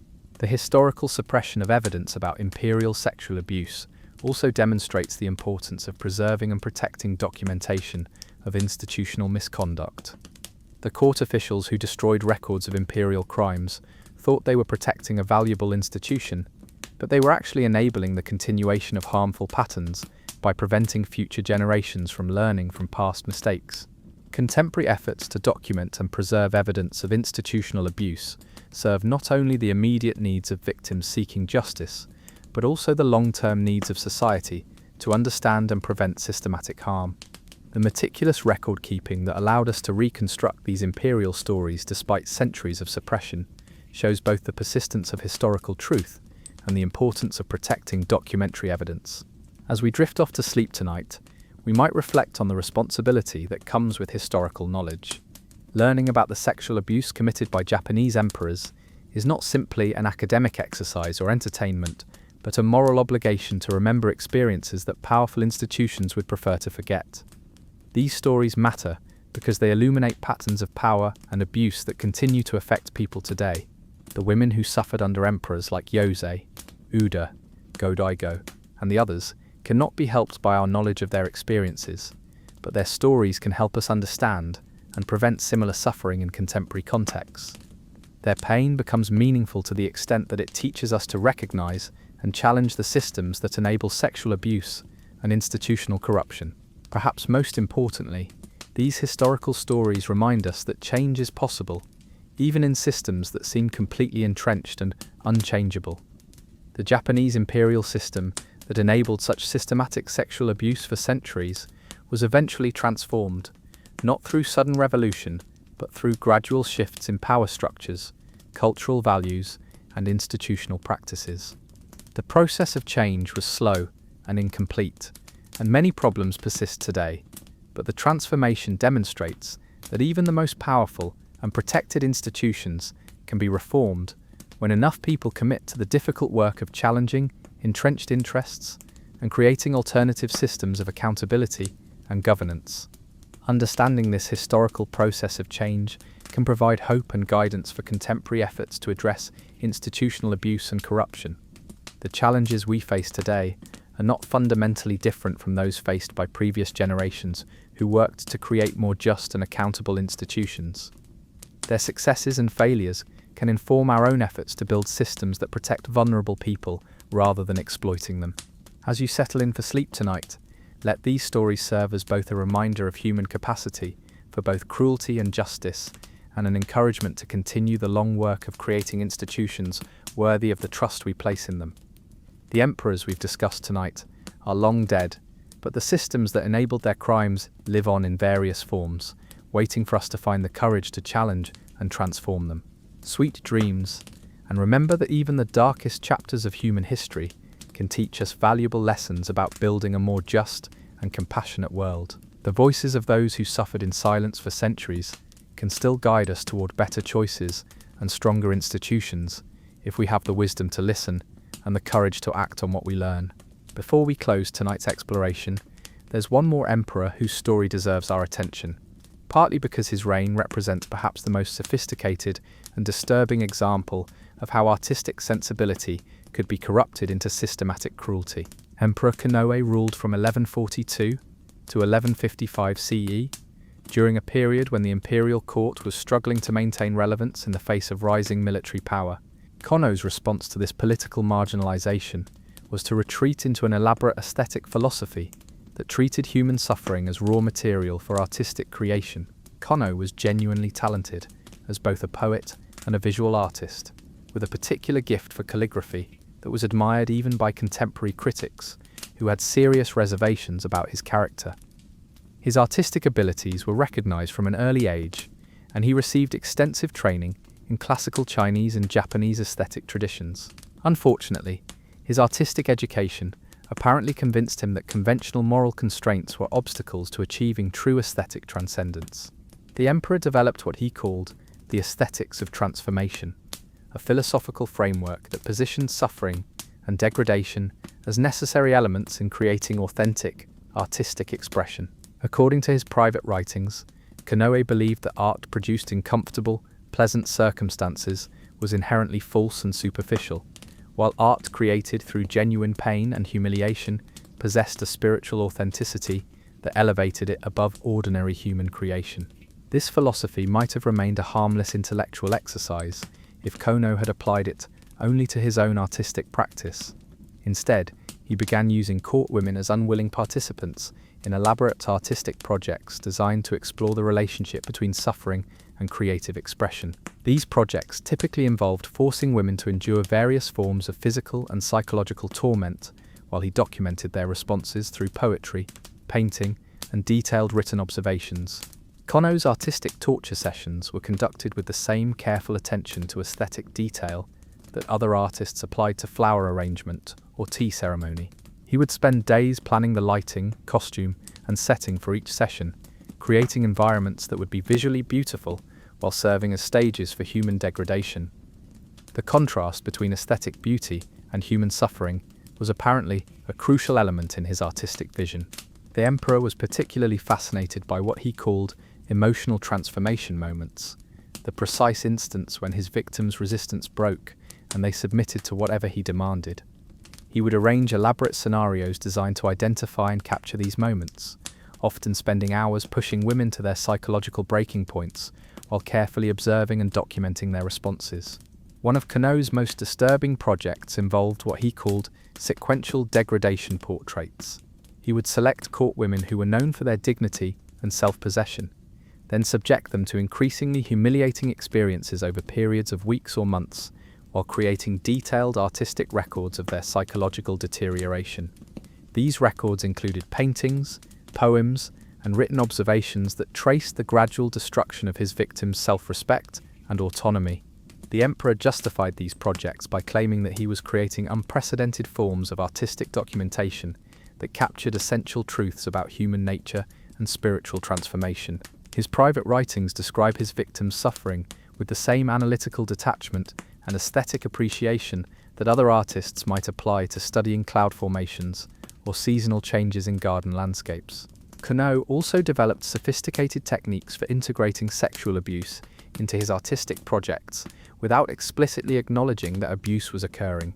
He would design scenarios that appeared to be collaborative artistic endeavors, but were actually elaborate forms of psychological and physical coercion. Women who thought they were participating in poetry competitions or dance performances would gradually discover that they were actually being manipulated into increasingly degrading activities. The emperor's artistic philosophy provided him with an inexhaustible supply of rationalizations for essentially any behavior he chose to engage in. Physical violence became kinesthetic exploration of human limits. Sexual assaults became investigation of authentic emotional responses. Psychological torture became spiritual education through transformative experience. The more elaborate his philosophical justifications became, the more extreme his actual behavior grew. Perhaps most disturbingly, Kono seemed to genuinely believe that his victims should be grateful for the opportunity to participate in his artistic projects. His writings describe the suffering he inflicted as a form of spiritual gift that allowed ordinary court women to transcend their mundane existence and become part of something aesthetically significant. He apparently viewed himself as a generous teacher, providing profound educational experiences to fortunate students. The emperor's artistic projects also served political functions by demonstrating his power and sophistication to potential rivals and allies. He would invite selected court officials and foreign dignitaries to observe his aesthetic experiments, presenting them as evidence of his cultural refinement and philosophical depth. These demonstrations were designed to show that Kono possessed forms of knowledge and creative ability that elevated him above ordinary political and military leaders. Kono's reign ended in 1155, when he died suddenly at age 17, possibly from illness, but possibly from poison, administered by court officials who had grown tired of his artistic experiments. His death was officially attributed to a fever, but several contemporary sources suggest that his demise was not entirely natural. Whether he was murdered or died from natural causes, his death was greeted with considerable relief by court officials who had been struggling to manage the political complications created by his behavior. After Kono's death, his extensive collection of artistic works documenting his abuse of court women was carefully preserved by imperial archivists, apparently because the artistic quality was considered too valuable to destroy despite the disturbing subject matter. These works provide some of the most detailed and graphic evidence of imperial sexual abuse that has survived from the Heian period, though they are rarely displayed or discussed in contemporary Japanese museums and galleries. Understanding the sexual abuse committed by Japanese emperors requires placing these incidents in the broader context of how absolute rulers in other cultures and time periods have used their power to exploit vulnerable people. The patterns we see in imperial Japan were not unique to Japanese culture, but represent universal human responses to unlimited power and the absence of accountability mechanisms. Medieval European monarchs, Chinese emperors, and rulers in other absolute monarchy systems engaged in remarkably similar forms of sexual abuse, often justified through similar claims of divine authority and special moral status. The specific cultural and religious elements varied, but the underlying psychological and social dynamics were consistent across different civilizations and historical periods. The Chinese imperial system, which served as a model for many aspects of Japanese court culture, developed elaborate concubine systems that institutionalized sexual exploitation on a massive scale. Chinese emperors maintained harems containing hundreds or thousands of women who were essentially sexual slaves with no legal rights or personal autonomy. The bureaucratic organization of these harems created systems for systematic abuse that were far more extensive than anything developed in Japan. European medieval monarchs typically operated under somewhat greater religious and legal constraints than Asian emperors, but many still engaged in systematic sexual abuse of court women, peasant girls, and religious women who lacked the social power to resist royal demands.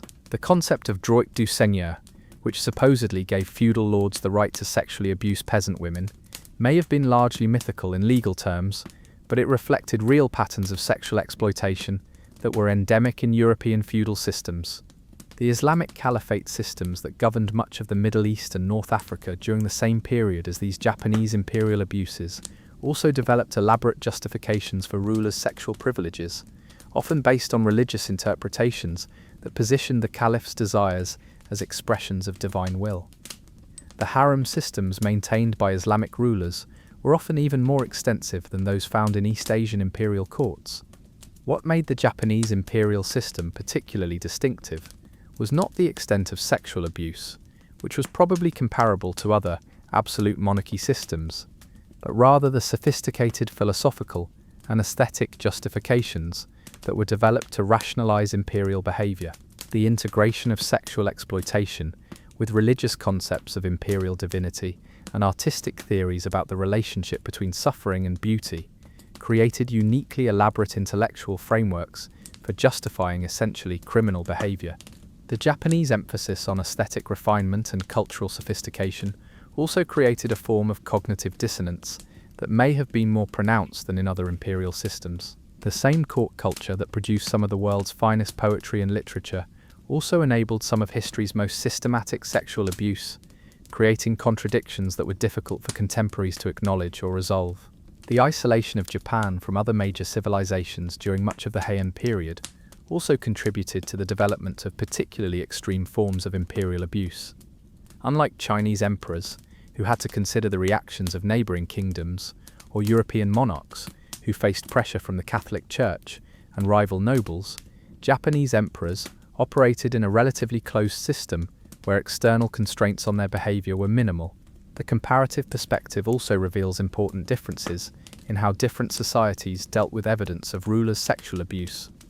Chinese historical traditions typically acknowledged imperial sexual excesses, while treating them as evidence of dynastic decline rather than individual moral failure. European chronicles often suppressed evidence of royal sexual abuse, but were more likely to preserve accounts of political and military misconduct. Japanese historical traditions developed perhaps the most comprehensive and systematic approach to suppressing evidence of imperial sexual abuse, creating sanitized historical narratives that were maintained with remarkable consistency across centuries. This thoroughness in historical revision may reflect the particular importance of imperial moral purity in Japanese political ideology, where the emperor's divine status made acknowledgement of criminal behavior especially threatening to institutional legitimacy. The international comparative perspective also highlights the importance of institutional checks and balances in preventing rulers' abuse of power. Societies that developed stronger religious institutions, more independent legal systems, or more powerful noble classes typically saw less extreme forms of royal sexual abuse, not because their rulers were more virtuous, but because they faced greater constraints on their behavior. The Japanese imperial system's lack of effective institutional constraints was not accidental, but reflected deliberate political choices made by the court aristocracy and Buddhist religious establishment. The Fujiwara regents, who actually controlled the government, found it convenient to maintain emperors who were politically powerless but psychologically satisfied through unlimited personal privileges, including sexual access to court women. This institutional arrangement created a situation where everyone with the power to restrain imperial sexual abuse had political incentives to ignore or enable it instead. The regents maintained their own power by keeping emperors distracted with personal pleasures, court officials advanced their careers by facilitating imperial desires, and religious leaders received generous donations by providing theological justifications for imperial behavior. The patterns of sexual abuse, institutional enabling, and historical suppression that characterized the Japanese imperial system had profound and lasting effects on Japanese culture that extended far beyond the immediate victims and time periods involved. These effects influenced attitudes toward authority, sexual violence, and historical memory in ways that continue to shape contemporary Japanese society. The normalization of sexual exploitation at the highest levels of society created cultural templates that influenced how sexual abuse was understood and addressed throughout Japanese social hierarchies. The techniques of psychological manipulation, victim blaming, and institutional cover-up that were developed to protect abusive emperors became standard approaches for dealing with sexual abuse in other contexts as well. The integration of sexual dominance with aesthetic and spiritual concepts also had lasting effects on Japanese cultural attitudes toward relationships between power, beauty, and sexuality. The idea that suffering could be aesthetically meaningful, that submission was spiritually valuable, and that powerful men's sexual desires were expressions of cultural sophistication became embedded in various forms of Japanese art and literature. These cultural influences can be traced through centuries of Japanese artistic and literary traditions, from classical poetry and drama to modern manga and anime. The romanticization of relationships between powerful men and vulnerable women, the aesthetic treatment of sexual violence, and the presentation of submission as spiritual enlightenment all reflect themes that were first developed in the context of imperial sexual abuse. The systematic suppression of historical evidence about imperial sexual abuse also established patterns of collective amnesia and selective memory that have influenced how Japanese society deals with other forms of historical trauma. The techniques developed for maintaining imperial reputation while ignoring victim suffering were later applied to other sensitive historical topics, including war crimes and colonial violence. The institutional mechanisms that enabled imperial sexual abuse also created lasting patterns in how Japanese organizations handle internal misconduct and scandal. The emphasis on institutional reputation over individual welfare, the preference for private resolution over public accountability, and the expectation that victims should prioritize group harmony over personal justice all reflect organizational cultures that were shaped by centuries of imperial precedent. The religious and philosophical justifications developed for imperial sexual abuse also had lasting effects on how Japanese Buddhism and Confucianism approached questions of power, authority, and moral responsibility.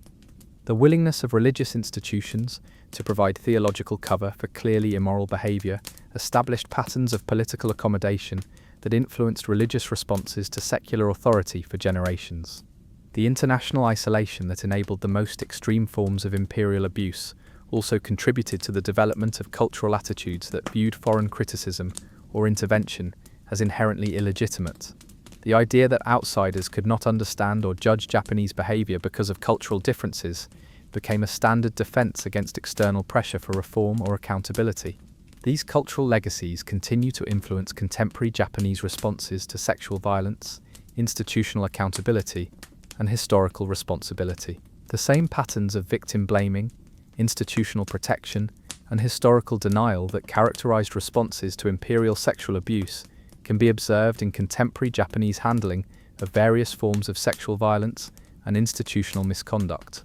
Understanding these historical influences is crucial for appreciating why contemporary efforts to address sexual violence and institutional abuse in Japan face particular cultural and institutional obstacles. The patterns established during centuries of imperial rule created deeply embedded expectations about how power should operate and how uncomfortable truths should be handled. However, recognizing these historical influences also provides opportunities for positive change by making visible the cultural assumptions and institutional practices that perpetuate harmful patterns. Contemporary Japanese activists and reformers can use historical knowledge to challenge cultural narratives that normalize sexual violence and institutional unaccountability. The international perspective is also important for understanding how other societies have dealt with similar historical legacies and what strategies have been effective for creating cultural and institutional change. The Japanese experience with imperial sexual abuse is not unique, and lessons learned from other societies' efforts to address historical sexual violence can inform contemporary reform efforts. As we conclude this extended exploration of imperial sexual abuse in Japanese history, it's important to step back and consider what these stories ultimately tell us about the human condition and the eternal struggle between power and dignity. The emperors we've discussed tonight were not inhuman monsters, but rather ordinary human beings who were corrupted by extraordinary circumstances and institutional failures. The transformation of potentially decent individuals into systematic abusers demonstrates the corrosive effects of unlimited power and the absence of accountability. Understanding this transformation is crucial, not just for historical knowledge, but for protecting contemporary institutions and individuals from similar corruption. The sophistication of the justifications developed for imperial sexual abuse also reveals something important about human capacity for rationalization and self-deception. The elaborate philosophical, religious, and aesthetic frameworks used to justify clearly harmful behavior show how intelligent, educated people can convince themselves that their worst impulses are actually expressions of higher wisdom or spiritual insight. This capacity for sophisticated self-deception is not limited to historical figures, but represents a continuing challenge for anyone who holds significant power or authority. The ability to recognize and resist our own tendencies toward rationalization and self-justification is essential for maintaining moral integrity in positions of influence and responsibility. The institutional enablement of imperial sexual abuse also demonstrates how organizations and social systems can become complicit in individual misconduct through passive acceptance, active facilitation, or willful blindness. The court officials, religious leaders, and government bureaucrats who enabled imperial abuse were not necessarily evil people, but they made choices that prioritized institutional convenience over human welfare. Understanding how good people can become complicit in harmful systems is crucial for creating organizations and institutions that are more resistant to corruption and abuse. The historical examples of imperial enablement provide cautionary lessons about the importance of maintaining moral courage and independent judgment, even when challenging authority or institutions that we respect and depend upon. The systematic suppression of historical evidence about imperial sexual abuse also reveals the ongoing importance of preserving and protecting documentation of institutional misconduct. The court officials who destroyed records of imperial crimes thought they were protecting a valuable institution, but they were actually enabling the continuation of harmful patterns by preventing future generations from learning from past mistakes. Contemporary efforts to document and preserve evidence of institutional abuse serve not only the immediate needs of victims seeking justice, but also the long-term needs of society to understand and prevent systematic harm. The meticulous record-keeping that allowed us to reconstruct these imperial stories despite centuries of suppression shows both the persistence of historical truth and the importance of protecting documentary evidence. The stories of individual victims, though often fragmentary and incomplete, remind us that behind every historical narrative of institutional abuse are real human beings who suffered real harm that affected their entire lives, and often the lives of their families and communities as well. These individual stories matter, not just as historical evidence, but as moral imperatives that demand recognition and remembrance. The courage shown by the few court officials, religious figures, and family members who attempted to resist or document imperial abuse, despite enormous personal risks, provides inspiring examples of moral courage that remain relevant today. These historical examples of resistance and witness-bearing can guide contemporary efforts to challenge institutional abuse and protect vulnerable people. The gradual transformation of the Japanese imperial system, from absolute monarchy to constitutional symbol, demonstrates that even the most entrenched and powerful institutions can be reformed when enough people commit to the difficult work of change. This historical transformation provides hope and guidance for contemporary efforts to create more just and accountable institutions. The international dimensions of these stories also remind us that the struggle between power and human dignity is universal rather than culture-specific. The patterns of abuse, enablement, and resistance that we see in imperial Japan can be found throughout human history and across all civilizations, suggesting that these are fundamental human challenges rather than problems specific to particular cultures or time periods. Understanding these universal patterns can help us recognize and address similar problems in contemporary contexts, regardless of the specific cultural or institutional forms they take. The historical lessons from imperial Japan are relevant not just for understanding Japanese history, but for navigating the continuing challenges of power, authority, and human rights in our own time and place. As we drift off to sleep tonight, these stories serve as both warnings about the dangers of unchecked power and inspiration for the ongoing work of creating more just and humane institutions. The emperors we've discussed are long dead, but the systems that enabled their crimes continue to exist in various forms, waiting for us to find the courage to recognize and transform them. The voices of those who suffered in silence for centuries can still guide us toward better choices and stronger institutions if we have the wisdom to listen and the courage to act on what we learn. Their pain becomes meaningful to the extent that it teaches us to build systems that protect human dignity rather than sacrificing it to institutional convenience or political expediency. Understanding difficult historical truths is often the first step toward creating better realities. The darkness we've explored tonight exists so that we might better appreciate and protect the light, and so that future generations might be spared the suffering that previous generations endured in silence and isolation.